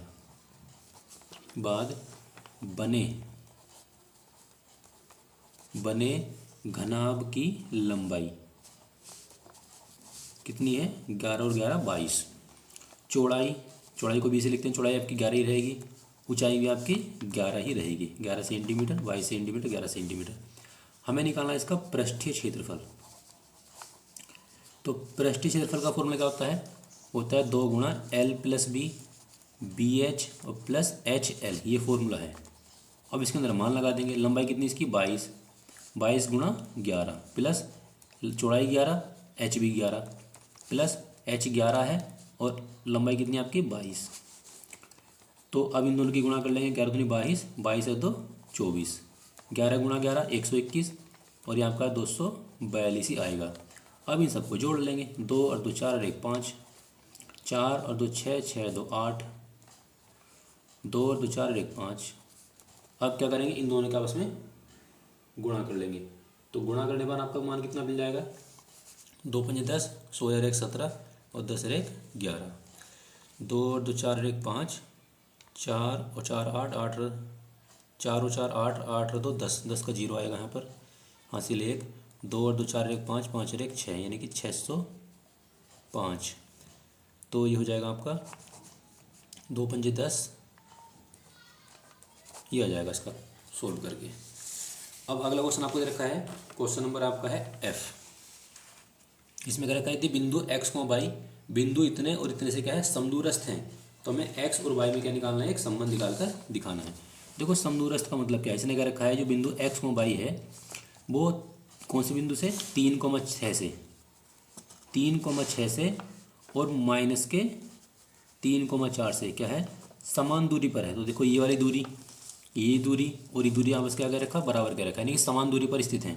तो हम क्या करेंगे, पहले इन दोनों की दूरी निकाल लेंगे, फिर इन दोनों की दूरी निकाल लेंगे। तो यहाँ लिख लेंगे एक्स वाई तथा 3,6 के बीच की दूरी निकालेंगे, इनके बीच की दूरी। तो इनके बीच की दूरी आपकी क्या बन जाएगी, इसका फॉर्मूला तो आपको होता है डी वाला, डी बराबर x1 माइनस x2 का वर्ग प्लस y1 माइनस y2 का वर्ग। ये हो जाएगा आपका x1, ये हो जाएगा y1, ये हो जाएगा आपका x2, ये हो जाएगा आपका y2। तो x1 का मान x है, x2 मान आपका कितना है 3, y1 का मान y है, y2 का मान आपका कितना है 6। ये हो जाएगा आपका d1। अब हम क्या करेंगे, x, y तथा माइनस के 3,4 के बीच की दूरी निकाल लेंगे। तो यहाँ लिख लेंगे d2 बराबर सूत्र आपका वही है, ये x1 y1, ये आपका x2 y2। तो x प्लस 3 और y माइनस 4, ये d1 है, ये आपका d2 है। समदूरस्थ के कारण हम क्या करेंगे, d1 को d2 के बराबर लगा देंगे, समदूरस्थ के कारण यहाँ पर लिख देंगे समदूरस्थ है इसलिए। तो D1 का मान हो जाएगा आपका, इधर लगा देंगे x-3 और y-6। D2 का मान इधर लगा देंगे x+3 और y-4। अब हम क्या करेंगे, दोनों तरफ अंडर रूट है तो दोनों साइड का क्या करेंगे, वर्क कर देंगे। वर्क करने पर जब हम इसका वर्क करेंगे तो वर्क करने पे क्या होगा, इसका रूट हट जाएगा, ये रूट हट जाएगा। तो यहाँ क्या बचेगा आपका, x-3 का होल स्क्वायर बचेगा और y-6 का होल स्क्वायर। यहाँ x+3 का होल स्क्वायर और यहाँ y-4 का होल स्क्वायर। अब इसका फॉर्मूला खोल लेंगे, x², 3 का स्क्वायर 9 और दोनों की गुणा फिर उसका दुगुना, यानी यहाँ खोलेंगे a-b का होल स्क्वायर। ऐसे ही यहाँ भी y², 6 का वर्ग 36 और दोनों की गुणा का दुगुना। इधर x², 3 का वर्ग 9 हो जाएगा और 3 दूनी 6 प्लस y-4 का खोल लेंगे तो y², 4 का स्क्वायर हो जाएगा आपका 16 और दोनों की गुणा का दुगुना। x² y² हो जाएगा आपस में कैंसिल, 9 से 9 भी कैंसिल हो जाएगा। जो बचेगा उसे लिख लेंगे, -4 + 36 -12y बराबर 6x + 16 और -8y। अब सारे पद हम एक तरफ कर लेंगे तो माइनस हो जाएगा 6x -16 और प्लस हो जाएगा आपका 8y बराबर 0। 6x और 6x जुड़कर हो जाएंगे आपके -12x। अब देखो ये जो 12 है, 12 में से घटा देंगे 8 तो बचेगा आपका -4। 36 में से घटा देंगे 16 तो बचेगा आपका 20 बराबर 0। सब में से कॉमन निकालेंगे -4, 4 × 12 प्लस y और 4 × 5 20 बराबर 0। 3x हो जाएगा आपका 3x प्लस y -5 बराबर 0। तो अब हम इस 5 को उठा के ले जाएंगे बराबर में, तो यह आ जाएगा आपका x और y में संबंध निकल कर। तो क्वेश्चन नंबर 2 है, इसमें दे रखा है दो क्रमागत विषम धनात्मक पूर्णांक ज्ञात कीजिए जिनके वर्गों का योग कितना आपका 290 है। तो इस क्वेश्चन को हम किस प्रकार से सोल्व करेंगे। देखो इस क्वेश्चन में कहा गया है क्रमागत की बात भी की गई है और विषम की बात भी की गई है। तो हमसे क्वेश्चन में अगर क्रमागत या सम और विषम की बात करता है तो हम पहली संख्या क्या मानते हैं, तो यहाँ पर हम जो पहली संख्या मानेंगे यहाँ लिख लेंगे माना पहली संख्या या पहला क्रमागत विषम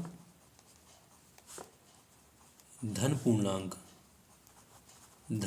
हम मान लेंगे x। पहला विषम धन पूर्णांक हम मान लेंगे x है। दूसरा हम मानते हैं दूसरा क्रमागत विषम पूर्णांक हो जाएगा आपका x+2। सम और विषम में हम दो का अंतर लेते हैं।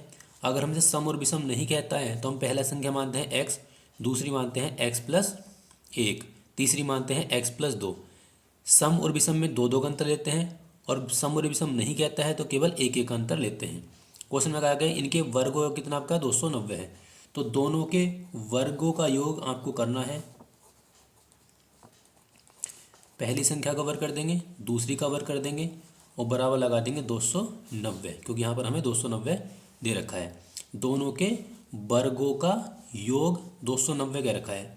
अब इसको हल करके हम यहाँ से x की वैल्यू निकाल लेंगे तो हो जाएगा आपका x²। इसका सूत्र खोल लेंगे a+b का होल स्क्वायर, तो पहली संख्या का स्क्वायर कर देंगे, जो दूसरी है उसका स्क्वायर कर देंगे और प्लस यहाँ लिखेंगे 2, पहले x लिख देंगे और फिर ये वाला पद लिख देंगे बराबर 290 लिख लेंगे। अब x² हो जाएगा आपका 2x², यहाँ लिखा हुआ आपका 2 का स्क्वायर हो जाएगा आपका 4 प्लस 2 दूनी 4, इसको ले आएंगे माइनस में 290 बराबर 0।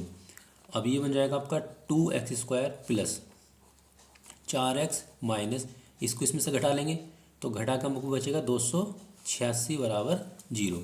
अब देखो सब में से यहाँ से कॉमन निकल जाएगा आपका 2, तो यहाँ से 2 कॉमन निकालेंगे तो x² प्लस यहाँ बचेगा 2 माइनस यहाँ बचेगा आपका 143 बराबर 0।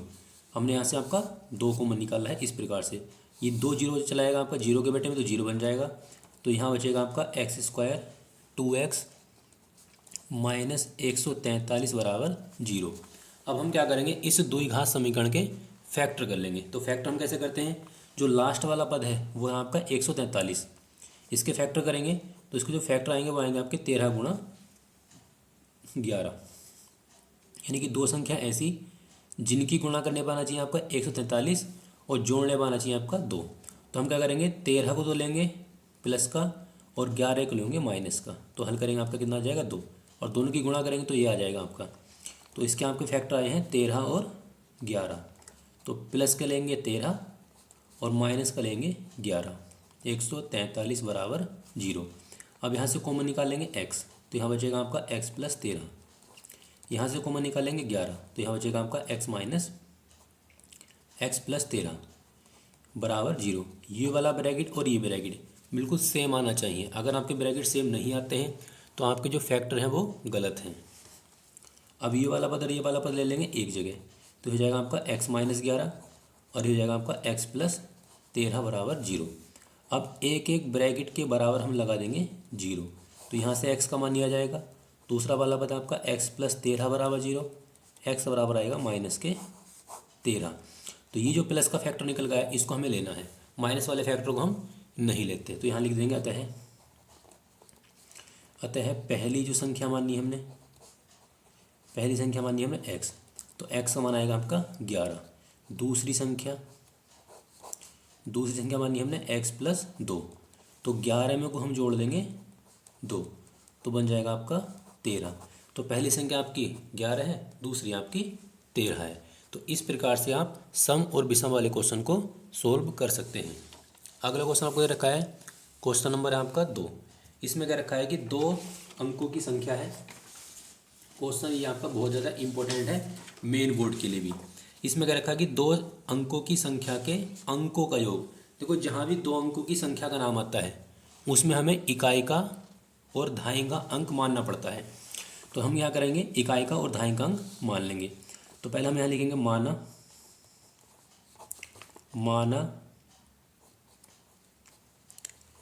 माना संख्या का इकाई का अंक हम मान लेंगे x है। दहाई का अंक मान लेंगे हम y है। इकाई का अंक आपका क्या है x है, दहाई का हमने मान लिया y। अब संख्या क्या बनेगी, जब हम संख्या बनाते हैं तो दहाई वाले पद में करते हैं 10 की गुणा और इकाई वाला पद हम ऐसे लिख लेते हैं, यानी कि इकाई और दहाई। हमें इतना काम पहले ही करके रखना है। अब हम देखते हैं क्वेश्चन में क्या रखा है कि 2 अंकों की एक संख्या के अंकों का योग 9 है। अंकों का योग कितना आपका 9 है। तो अंकों का जब आपको 9 दे रखा है तो यहाँ लिखेंगे संख्या के अंकों का योग कितना आपको दे रखा है 9। तो अंक आपके कौन कौन से हैं, अंक हैं आपके x और y। तो x और y को जोड़कर हम लगा देंगे 9, ये बन जाएगी आपकी समीकरण नंबर 1। आगे क्या रखा है, इस संख्या का 9 गुना, इसको हम बाद में देखेंगे। आगे क्या रखा है कि अंकों को पलटने से बनी संख्या। अब हम क्या करेंगे, संख्या के अंक पलटेंगे। तो संख्या के अंक कैसे पलटते हैं, जो आपका x वाला पद है वो y की तरफ हो जाएगा और जो y वाला पद है वो आपका x की तरफ आ जाएगा। तो यहाँ लिखेंगे संख्या के अंकों को पलटने पर बनी संख्या। तो जो x वाला पद है वो y की तरफ आ जाएगा, y वाला x की तरफ हो जाएगा, लेकिन जो 10 है वो जहाँ है वैसे ही लिखा रहेगा। तो ये संख्या आपकी नई संख्या है, ये आपकी क्या है, मूल संख्या है। तो अब क्वेश्चन में ये कहा गया है कि इस संख्या का 9 गुना, यानी कि मूल जो संख्या है उसका आपको करना है 9 गुना। इसका आप 9 गुना करेंगे, मूल संख्या का आपको 9 गुना करना है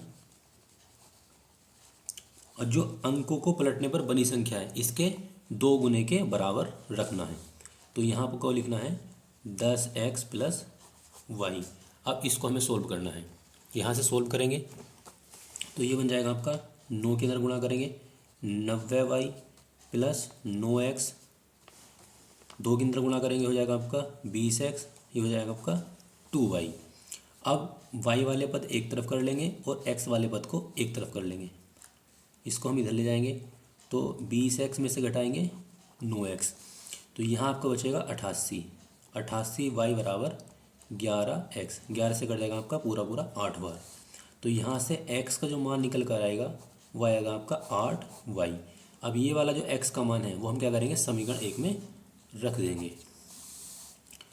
समीकरण 1 है x प्लस वाई बराबर 9, इसमें x की जगह लगाना है 8y, 8y प्लस वाई बराबर 9।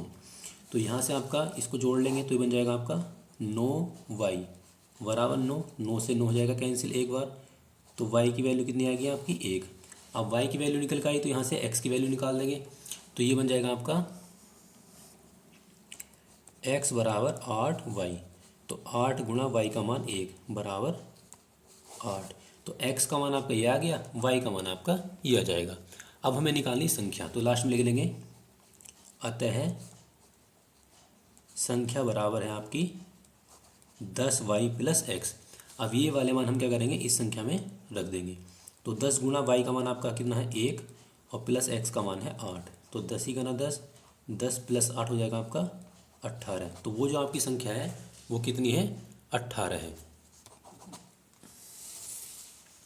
अगला क्वेश्चन आपको क्या रखा है, इसमें दे रखा है कि दी गई आकृति में एक आपको आकृति दे रखी है, इस आकृति में आपको OA और OB, मैं इसको आपकी आकृति बना के दिखा देता हूँ।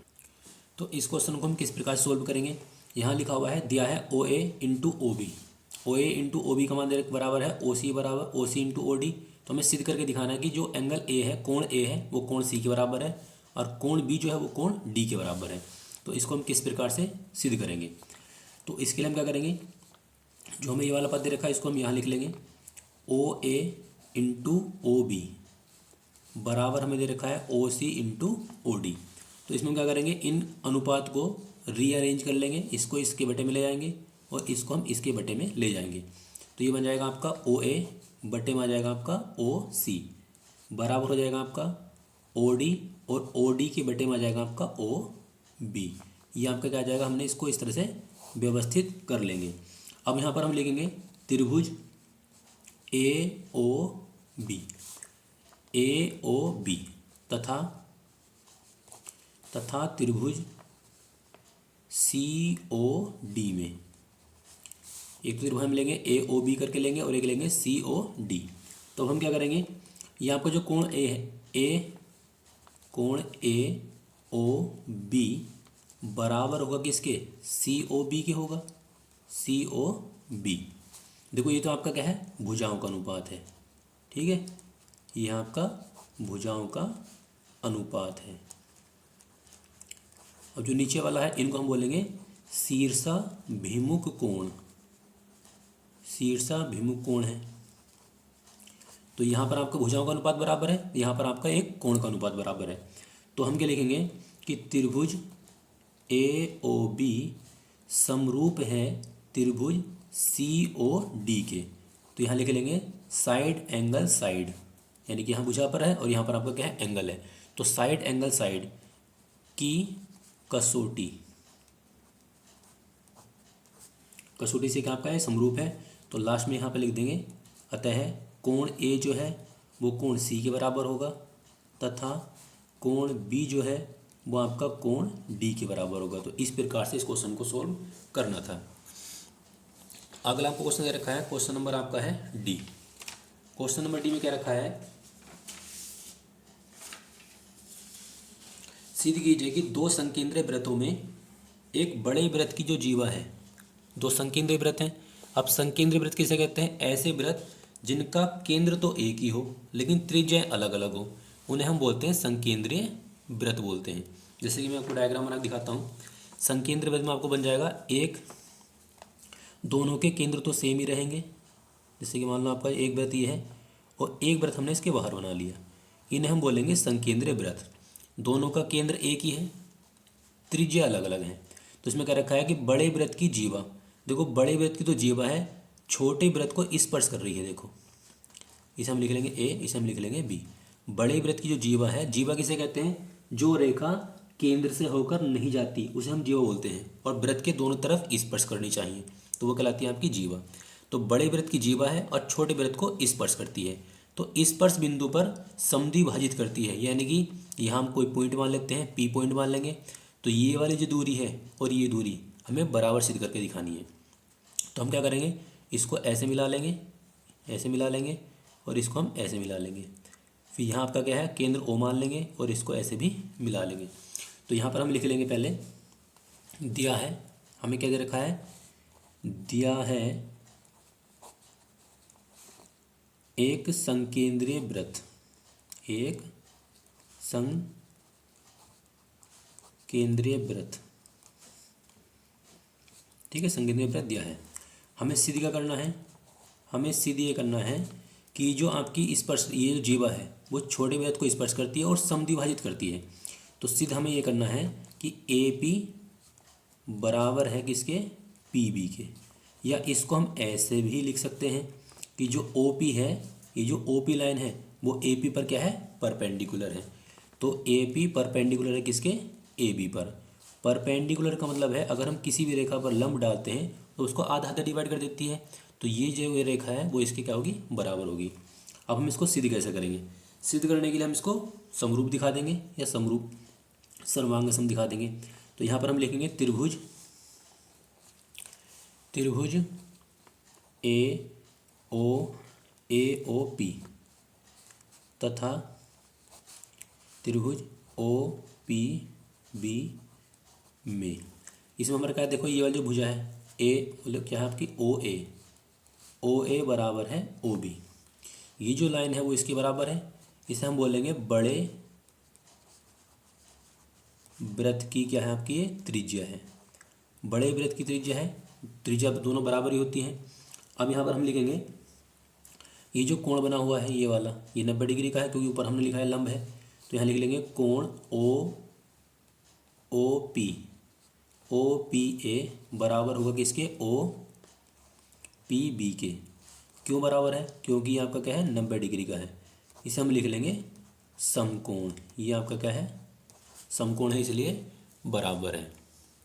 इसके बाद हम लिखेंगे ये जो बीच वाला लाइन है ओ पी, ये जो ओ पी लाइन है वो दोनों त्रिभुज में आपकी क्या है, कॉमन है, यानी कि उभयनिष्ठ है। इसको हम उभयनिष्ठ भी लिख सकते हैं और छोटे वृत्त की देखो ये त्रिज्या भी है, तो उभयनिष्ठ लिखना यहाँ पर सही रहेगा। तो अब हम लिखेंगे त्रिभुज ए ओ पी सर्वांग सम है त्रिभुज ओ पी बी के। और यहाँ पे लिख लेंगे साइड एंगल साइड। तो साइड एंगल साइड से आपका क्या है, ये त्रिभुज सर्वांग सम है। तो लास्ट में लिख देंगे अतः ए पी बराबर होगी किसके, पी बी के, या ओ पी लंब हो जाएगी आपकी ए बी पर। इस प्रकार से हम इसको प्रूव कर सकते हैं। आपको एग्जाम में केवल इतना ही करना है।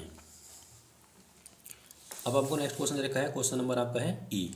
इसमें क्या रखा है कि एक थैले में आपकी 3 तो नीली गेंद हैं, 3 नीली गेंद हैं। तो यहाँ निकलेंगे नीली गेंद कितनी आपकी क्या है, 3। नीली गेंद आपकी कितनी है, 3 है। और सफ़ेद गेंद कितनी है आपकी, सफ़ेद गेंद है आपकी 2। लाल गेंद कितनी है,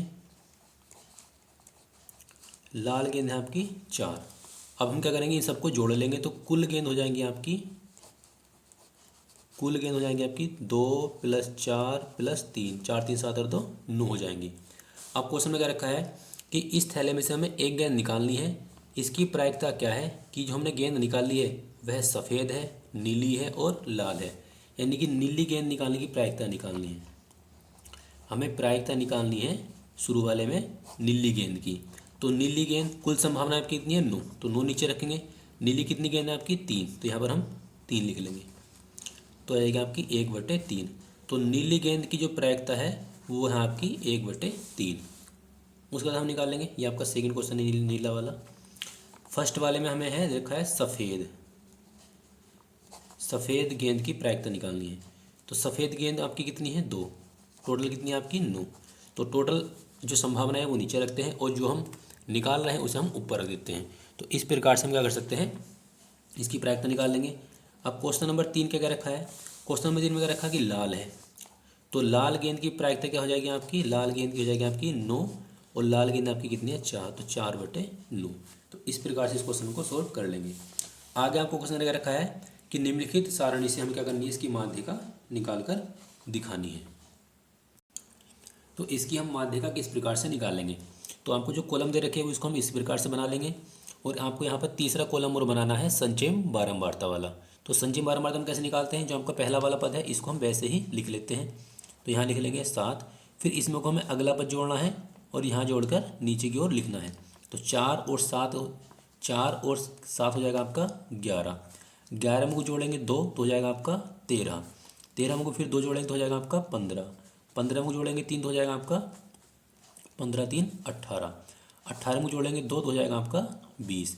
इसी जो नीचे वाली संख्या निकल कर आती है वही इन सब का योग होती है। आप इसको जोड़कर भी देख सकते हैं, इसका योग आपका कितना आएगा, 20 आएगा। अब हमें निकालना इसकी माध्यिका। तो माध्यिका के लिए क्या करते हैं, जो हमारा योग निकल कर आता है इसको हम क्या करते हैं, आधा कर देते हैं, डिवाइड कर देंगे 2 से। तो आपका कितना आ जाएगा 10। तो अब हमें देखना है कि 10वां जो पद है वो आपका कौन से कॉलम में आएगा। तो जो आपको जो 10 है वो 11 7 से तो ज़्यादा है लेकिन 11 से कम है, यानी कि आपको देखना है इस वाले खाने में। तो जो पहला वाला मान होता है वो होता है आपका एल का मान। तो एल का मान हो जाएगा आपका 10। इन दोनों अंतराल में कितने का अंतर है, देखो 20 में से घटा देंगे 10 तो बचेगा आपका 10। तो एच का मान आ जाएगा आपका 10। अब जिस कॉलम में हम हैं ये होता है आपका एफ का मान, और जिस कॉलम में है उससे एक ऊपर चले जाएंगे तो हो जाएगा आपका सी एफ का मान। तो एफ का मान हो जाएगा आपका 4 और सी एफ का मान हो जाएगा आपका 7। ये हमने सारी वैल्यू निकाल ली और सूत्र के लिए हमें यहाँ से एन की आवश्यकता और पड़ेगी। तो एन का मान क्या होता है आपका, जो हमारा योगफल निकल कर आता है वही एन का मान होता है। तो एन का मान हो जाएगा आपका 20। अब लगाएंगे यहाँ पर हम माध्यिका का सूत्र। तो सूत्र है इसका एम ई बराबर होता है आपका एल प्लस एन बटे 2 माइनस सी एफ बटे एफ और गुणा में एच। तो इसके लिए अब हम क्या करेंगे, एल की जगह एल का मान लगा देंगे। एल का मान है 10 प्लस एन का मान है 20, 20 बटे 2, सी एफ का मान है 7 पूरे के बटे में एफ, एफ का मान आपका कितना है, एफ का मान आपका है 4 और गुणा में एच, एच का मान कितना आपका 10। तो यहाँ हम 10 लिख देंगे। अब ये हो जाएगा इससे कैंसिल तो आ जाएगा आपका 10, 10 प्लस ऊपर बचेगा आपका 10 माइनस 7 बटे में है 4 और गुणा में आपका 10 है। तो 10 प्लस यहाँ बचेगा 3, 3 गुणा 10 बटे 4। पहले हम इस वाली साइड को हल करते हैं, इस 10 को हमें सोल्व करना है बाद में। 2 से काटो, 2 से काटेंगे 2 बार, 2 से काटेंगे 5 बार। तो 10 प्लस 3 की गुणा 5 से करेंगे तो 3 पंजे 15, 15 बटे 2। इसका हम लैसे भी ले सकते हैं, चलो लैसे ले लेते हैं। इसके नीचे एक मान के लैसे लेंगे तो कितना आएगा आपका 2, 2 की तरह गुणा करेंगे 20 और 20 प्लस 15 ये हो जाएगा आपका 35, 35 बटे 2। अब क्या करेंगे 35 को भाग कर देंगे 2 से तो कितना आएगा आपका 17.5। ये आ जाएगा इस क्वेश्चन का आंसर। तो इस प्रकार से आप अपने मेन बोर्ड एग्जाम में आपका माध्यिका निकालने वाला क्वेश्चन आता है, तो आप इस प्रकार से माध्यिका निकाल सकते हैं। आगे हमको क्वेश्चन रखा है, अब हम देखते हैं question number 4। Question number 3, question number 3 में देखा आपको एक डायग्राम दे रखा है। इसमें क्या रखा है कि एक बेलनाकार गिलास का आंतरिक व्यास हमें दे रखा है। कितना दे रखा है व्यास, 5 सेंटीमीटर, परंतु गिलास की जो नीचे वाला आधार है इसमें एक अर्धगोला बना हुआ है ऊपर की ओर। तो इससे क्या होता है, बना हुआ है जिससे गिलास की धारिता कम हो जाती है। यदि गिलास की ऊंचाई 10 सेमी है तो गिलास की धारिता और आभासी धारिता निकालनी है और वास्तविक धारिता निकालनी है। पाई का मान हमें 3.14 यूज़ करना है। तो इस क्वेश्चन को हम किस प्रकार सोल्व करेंगे, यहाँ पे दे रखा है व्यास, व्यास हमको दे रखा है 5 सेंटीमीटर। तो हम क्या करेंगे, व्यास का आधा करके त्रिज्या निकाल देंगे। त्रिज्या आएगी आपकी 5/2 सेंटीमीटर। गिलास की जो ऊंचाई है वो आपको दे रखा है एच का मान, तो एच का मान हो जाएगा आपका 10 सेंटीमीटर। एच का मान हो जाएगा 10 सेंटीमीटर। अब हमें क्या करना है, पहले हम इस पूरे बेलन का आयतन निकाल लेंगे। तो बेलन का जो आयतन निकल कर आएगा उसी को हम बोलते हैं धारिता। बेलन की धारिता लिख लेते हैं या बेलन का आयतन लिख सकते हैं। तो इसका फॉर्मूला होता है पाई आर स्क्वायर एच। बेलन के आयतन का सूत्र है पाई आर स्क्वायर एच। अब इसकी वैल्यू लगा देंगे। इसने क्या रखा है कि पाई का मान तुम्हें 3.14 यूज़ करना है, आर का मान आपका कितना है 5/2, तो इसका हम कर देंगे स्क्वायर। एच का मान कितना आपका 10, पॉइंट हटाकर नीचे आपके 2 जीरो बढ़ जाएंगे, तो ये बन जाएगा आपका 314 बटे में आएगा आपका 100, गुणा में 5 का और 25, नीचे आएगा आपका 4 और गुणा में है 10, 25 चौका हो जाएगा आपका 100। 2 से काटेंगे 2 बार, 2 से काटेंगे 5 बार, 2 से काट देंगे 157, 157 गुणा में है 5 और बटे में है 4। अब 5 किससे गुणा करेंगे, 5 सत्ते 35, हासिल 3, 5 में 25 3 28 और 5 के 5 और 2 7, बटे में आ जाएगा आपका 4। तो ये जो आयतन आपका निकल कर आया है ये इस पूरे बेलन का निकल कर आया है। तो ये तो आपका कहलाएगा वास्तविक आयतन, इसको हम यहाँ पर लिख सकते हैं वास्तविक आयतन या वास्तविक धारिता लिख सकते हैं। आप क्वेश्चन में कहा गया है कि ये आपका एक अर्धगोला है, जब ये अर्धगोला है तो अर्धगोले के कारण क्या है, इसके आयतन में कुछ कमी होगी, तो वो कमी कितनी होगी वो हमें निकालनी है। तो अब हम लिखेंगे, अब देखो इसका आधार अर्धगोले का आधार और बेलन का जो आधार है वो दोनों क्या है सेम ही है, तो त्रिज्या भी सेम ही होगी। अब हम निकालेंगे अर्धगोले का आयतन। अर्धगोले का आयतन, अर्धगोले का आयतन का सूत्र होता है 2/3 पाई r की घात 3। तो 2/3 पाई का मान लगा लेंगे 3.14, r का मान आपका कितना है 5/2 और 5/2 का हमें करना है घन। पॉइंट हटा के नीचे और जाएंगे आपके 2 जीरो, 2/3 गुणा 314 बटे में आपका 100 है, गुणा 5 का हम घन कर देंगे तो हो जाएगा आपका 125 और 2 का घन हो जाएगा आपका 8। अब इसको सोल्व करेंगे, आपका यहाँ से अर्धगोले का आयतन निकल कर आ जाएगा। जैसे 25 से काट लेते हैं, 25 पंजे 125, 25 चौका 100, 2 से हम इसे काट देंगे, फिर 2 से हम इसे भी काट देंगे, 157। 157 की गुणा करेंगे 5 से और नीचे आपका 8 बचा और 3 बचा, 8 गुणा 3। अब ऊपर वाले की गुणा करेंगे तो देखो ये आ गया आपकी 785 निकल कर आएगी, तो 785 बटे 8 या 24, ये आपका आयतन निकल कर आया है किसका, अर्धगोले का। अब हम क्या करें, अगर बेलन के आयतन में से घटा देते हैं अर्धगोले का आयतन तो आपका आभासी आयतन निकल कर आ जाएगा। तो यहाँ लिख लेंगे आभासी आयतन बराबर 785 बटे 4 में से घटा देंगे 785 बटे 24। अब 785 हमारे पास क्या दोनों साइडों में है, इसको हम कॉमन निकाल लेते हैं, थोड़ा आसान हो जाएगा। और देखो 4 से ये भी कट जाएगा, 4 से आपका ये भी कट जाएगा और हम 4 भी कॉमन निकाल लेंगे, तो यहाँ बचेगा 1 माइनस, यहाँ बचेगा 1 और यहाँ बचेगा 4 से कटेगा आपका 6 बार। अब इसका एलसीएम ले लेंगे अंदर वाले पद का, 6 के ना 6 में से घटाएंगे 1 तो बचेगा आपका 5/6। अब ऊपर की ऊपर गुणा कर लेंगे और नीचे की नीचे गुणा कर लेंगे, तो 5 पंजे 25, हासिल 2, 5 अट्ठे 40, 40 और 2 42 और 5 सत्ते 35, 35 से 4 39 और बटे में कितना आपका 24। तो ये आपका निकल कर आएगा आभासी धारिता या आभासी आयतन, और ये आपका निकल कर आएगा वास्तविक आयतन। तो इस प्रकार से आप क्वेश्चन को सोल्व कर सकते हैं। अब नेक्स्ट क्वेश्चन आपको इसी के नीचे दे रखा है, मैं आपको इस क्वेश्चन को भी सोल्व करके दिखा देता हूँ।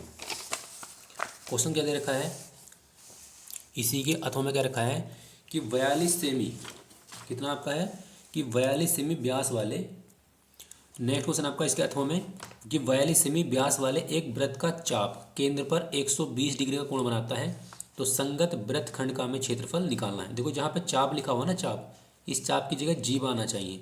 अगर यहाँ पर चाप है तो यहाँ पर वृत्त खंड नहीं आना चाहिए, अगर यहाँ पर जीवा होगा तो यहाँ पर वृत्त खंड आएगा। मैं आपको इसका डायग्राम बना के दिखा देता हूँ। क्वेश्चन में क्या रखा है कि 42 सेमी त्रिज्या का एक वृत्त है, ये हमने मान लिया कि 42 सेमी त्रिज्या का क्या हो गया, वृत्त हो गया। देखो चाप का मतलब क्या होता है, मैं आपको एक डायग्राम इसको अलग से बना के दिखा देता हूँ, इस सवाल में आपकी क्या कमी है।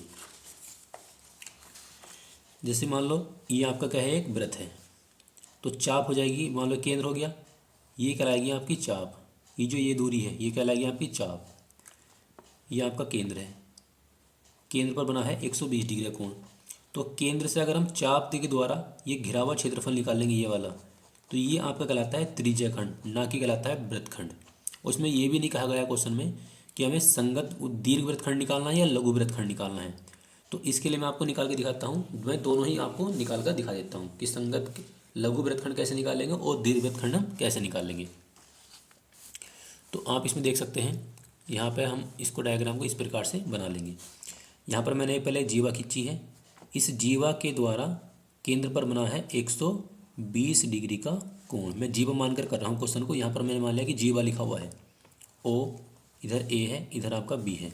देखो अगर हम जैसे तो हमसे पूछेगा लघु वृत्तखंड का क्षेत्रफल, तो ये जीवा द्वारा जो घिरा हुआ भाग होता है ना, ये वाला नीचे वाला, इसको हम क्या बोलते हैं, वृत्तखंड बोलते हैं।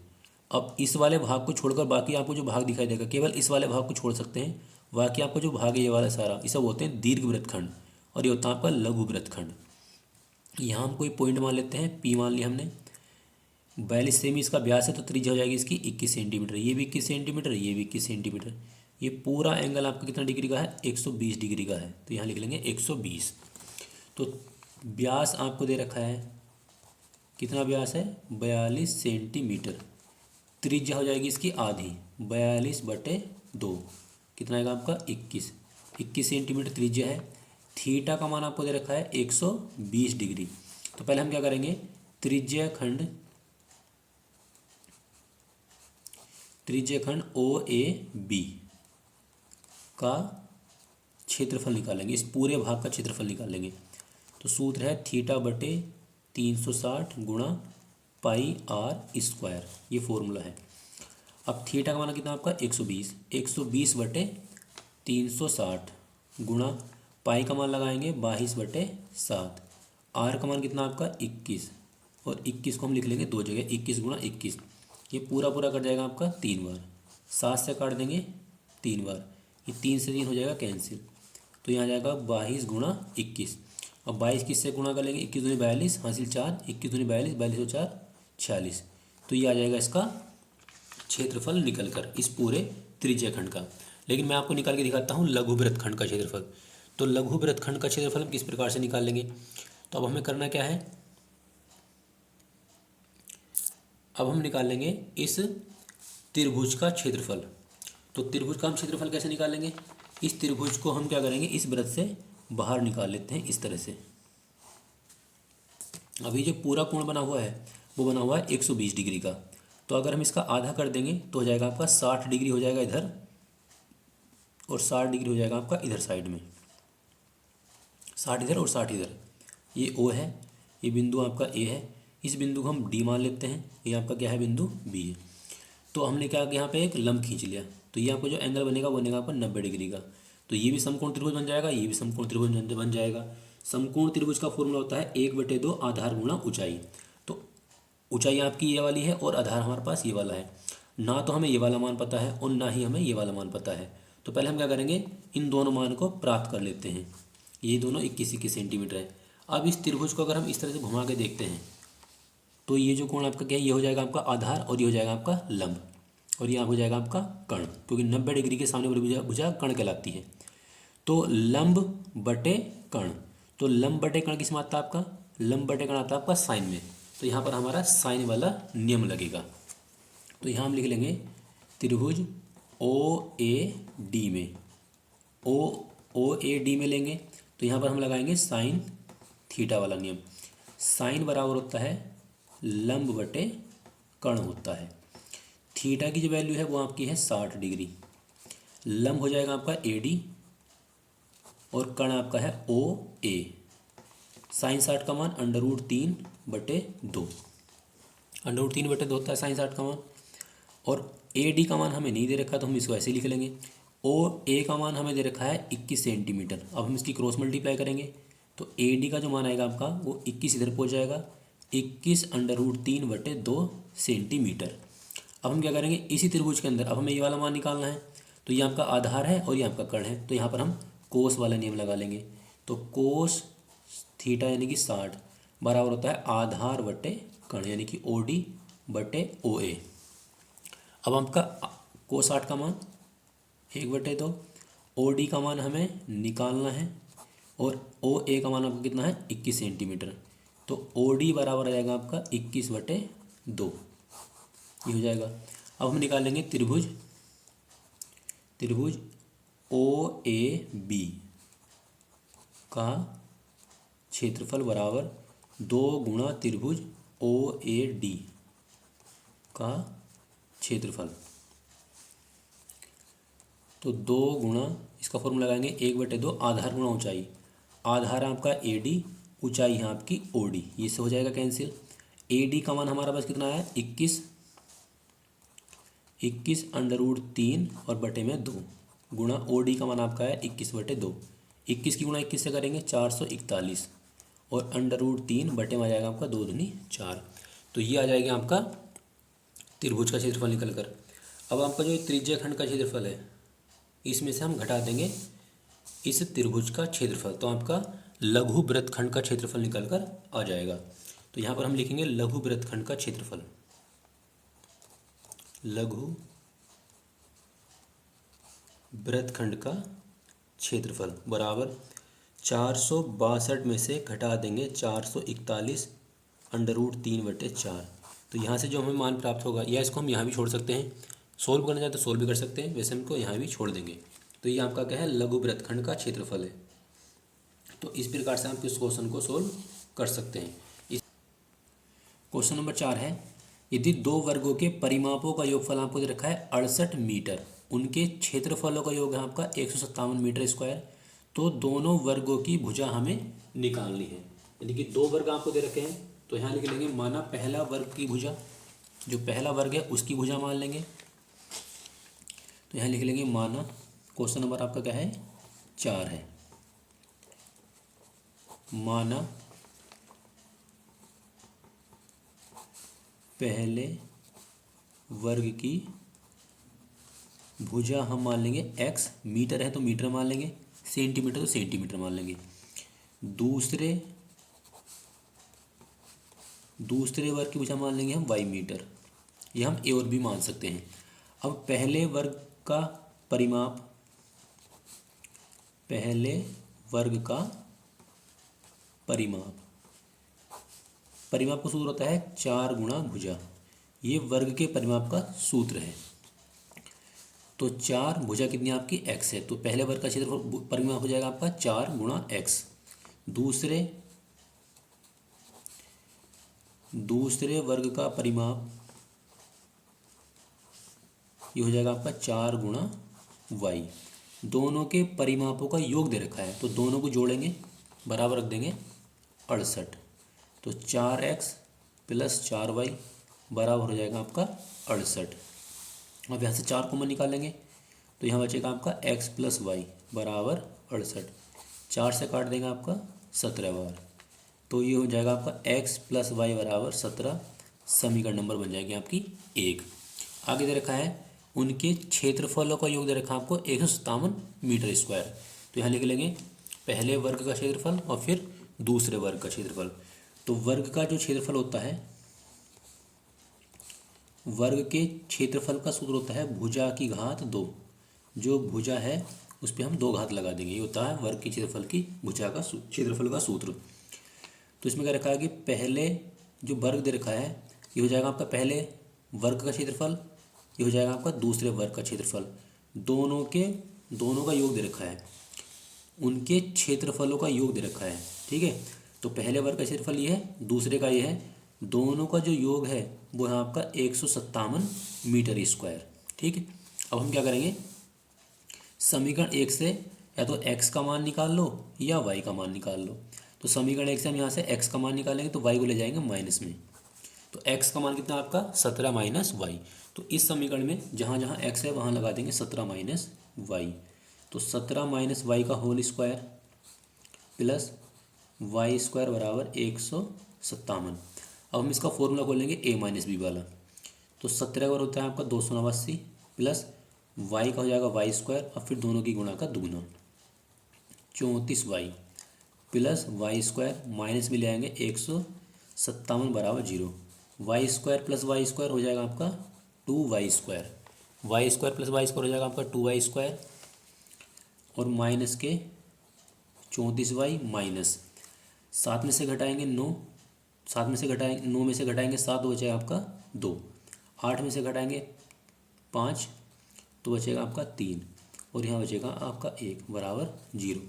अब सब में से क्या करेंगे, 2 को कॉमन निकाल लेंगे तो वाई स्क्वायर 2 से कटेगा 17 बार और 2 से कटेगा आपका 66 बार बराबर 0। 2 पहुँच जाएगा 0 के बटे में तो 0 बन जाएगा, तो ये बन जाएगा आपका इस तरह से। अब इसके द्विघात समीकरण के हम क्या कर लेंगे, फैक्टर कर लेंगे। तो इसके आपको जो फैक्टर आएंगे, गुणा करने पर आना चाहिए आपका 66, घटाने पर आना चाहिए आपका 17। तो इसके फैक्टर आएंगे आपके 11 और 6। तो Y square minus 11y minus 6y और माइनस के यहाँ आएगा आपका प्लस, ये प्लस की संख्या बढ़ी है तो यहाँ आएगा आपका प्लस, ये प्लस आएगा। तो 11y माइनस के 6y और प्लस के 66 बराबर 0।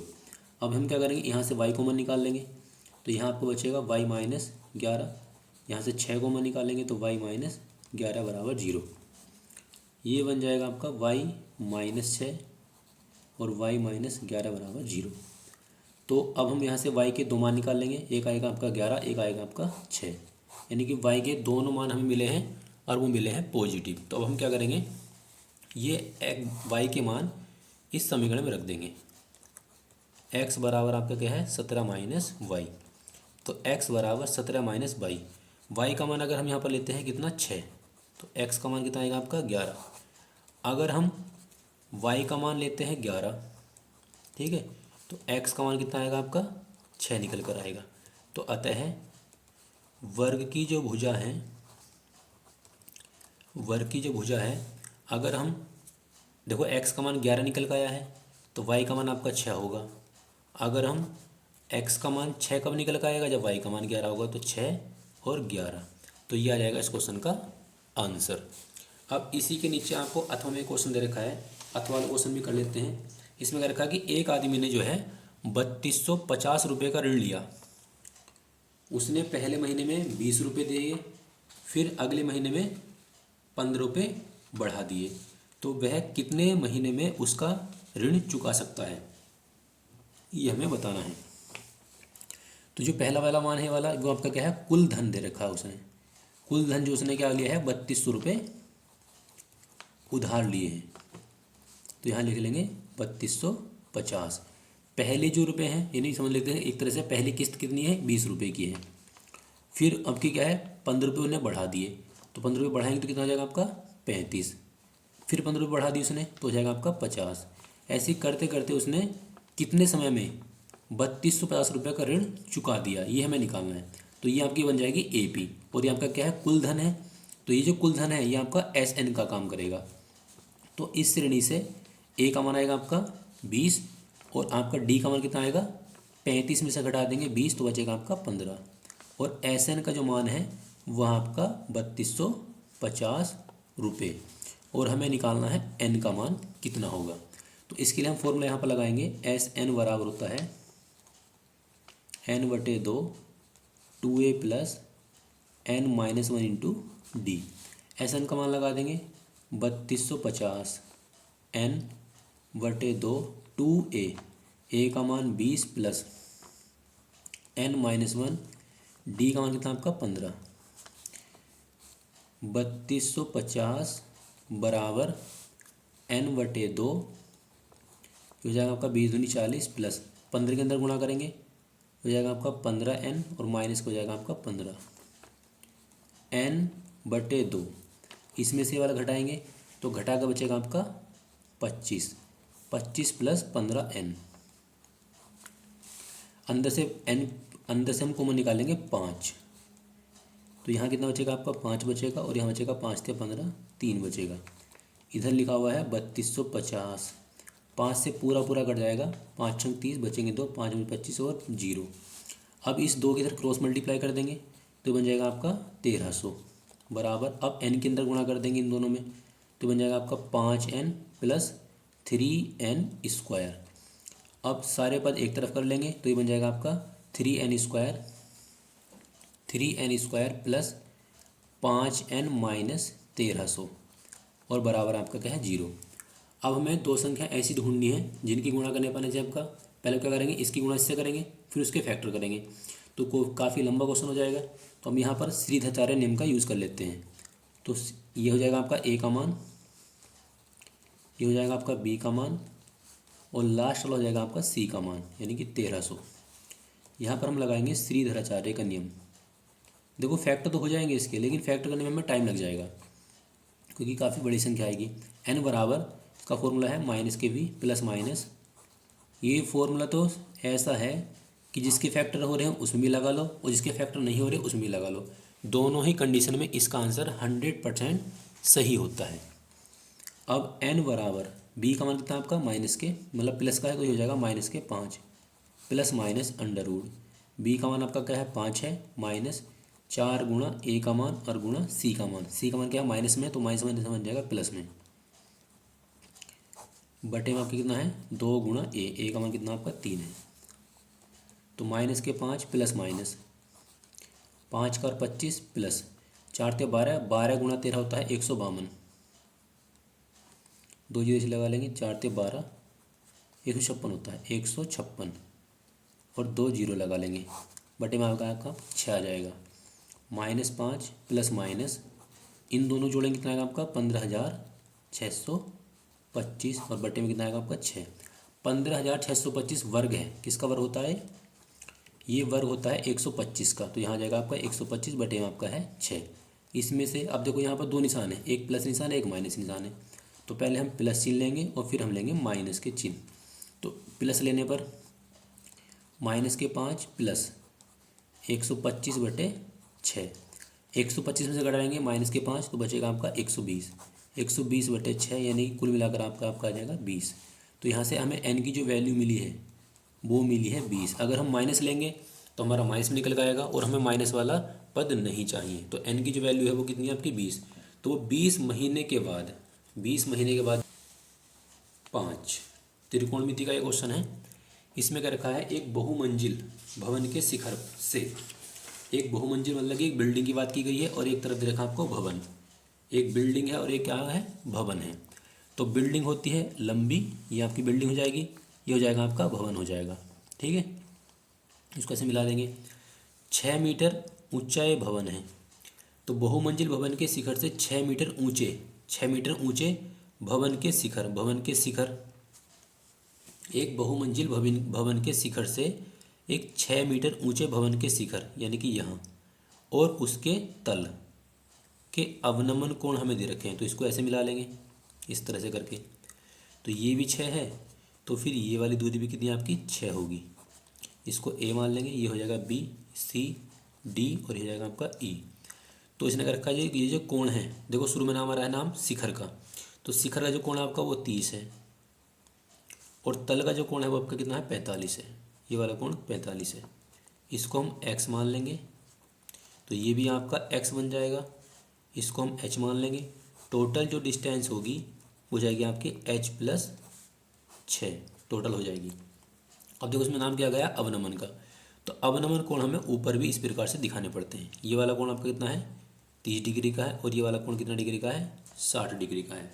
अब हमें यहाँ से क्या क्या रखा क्वेश्चन में, बहुमंजिल भवन की ऊंचाई भी निकालनी है। देखो ऊंचाई कितनी आपकी h प्लस 6 टोटल ऊंचाई निकालनी है, और दोनों भवनों के बीच की दूरी भी निकालनी है, यानी कि ये वाली दूरी भी निकालनी है। तो इसके लिए हम क्या करेंगे, चित्र से हम देख सकते हैं, चित्र में हमें साफ साफ दिखाई दे रहा है कि इसकी ऊंचाई क्या है और बीच की दूरी क्या है। इसको हम यहाँ पर लिख लेंगे, माना भवन की ऊंचाई, माना बीच की दूरी,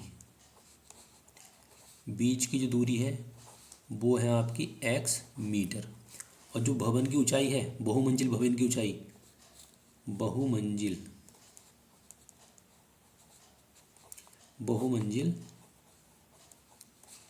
भवन की जो ऊंचाई है वो है आपकी h प्लस 6, चित्र में हम देख सकते हैं। अब हम लेंगे त्रिभुज ECD में, ECD में देखो ये तो आपका क्या है लंब है और ये आपका क्या है कर्ण।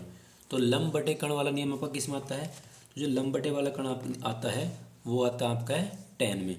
तो ये आपका लंब हो जाएगा, ये आपका कर्ण हो जाएगा, आधार हो जाएगा। तो यहाँ पर हम लिख लेंगे tan थीटा बराबर होता है लंब बटे आधार, ये होता है। तो थीटा मान कितना आपका 30, तो यहाँ लिख लेंगे tan 30। लंब है आपका h, आधार है x। tan 30 का मान होता है 1/√3 और हो जाएगा आपका h/x। क्रॉस मल्टीप्लाई करेंगे तो x बराबर हो जाएगा आपका h√3, ये x का मान हो जाएगा। अब हम लेंगे त्रिभुज, इस तरह ले लेते हैं त्रिभुज ए, ये जो आपका है ABD में, ABD में हम लगाएंगे tan 45।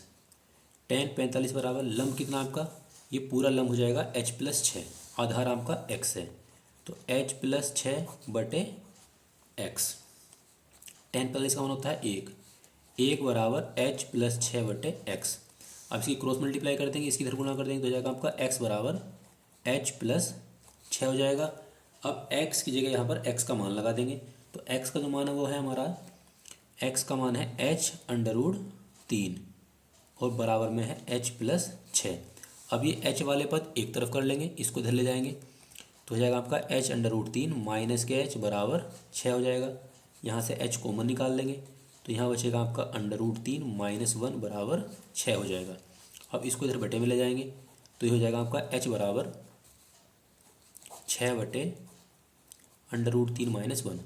अब इसका हम परिमेय कर लेंगे, √3 + 1 से ऊपर गुणा और √3 + 1 से नीचे गुणा, तो ये बन जाएगा आपका 6 √3 + 1 बटे में देखो ये a - b और ये आपको बन जाएगा a + b। तो पहली संख्या का स्क्वायर माइनस दूसरी संख्या का स्क्वायर, तो ये जाएगा आपका 3 - 1, तो 6 और √3 + 1 बटे में आएगा आपका 2 से कट जाएगा 3 बार। तो इसकी जो आपकी ऊंचाई है h बराबर 3 √3 + 1 ये आ जाएगी।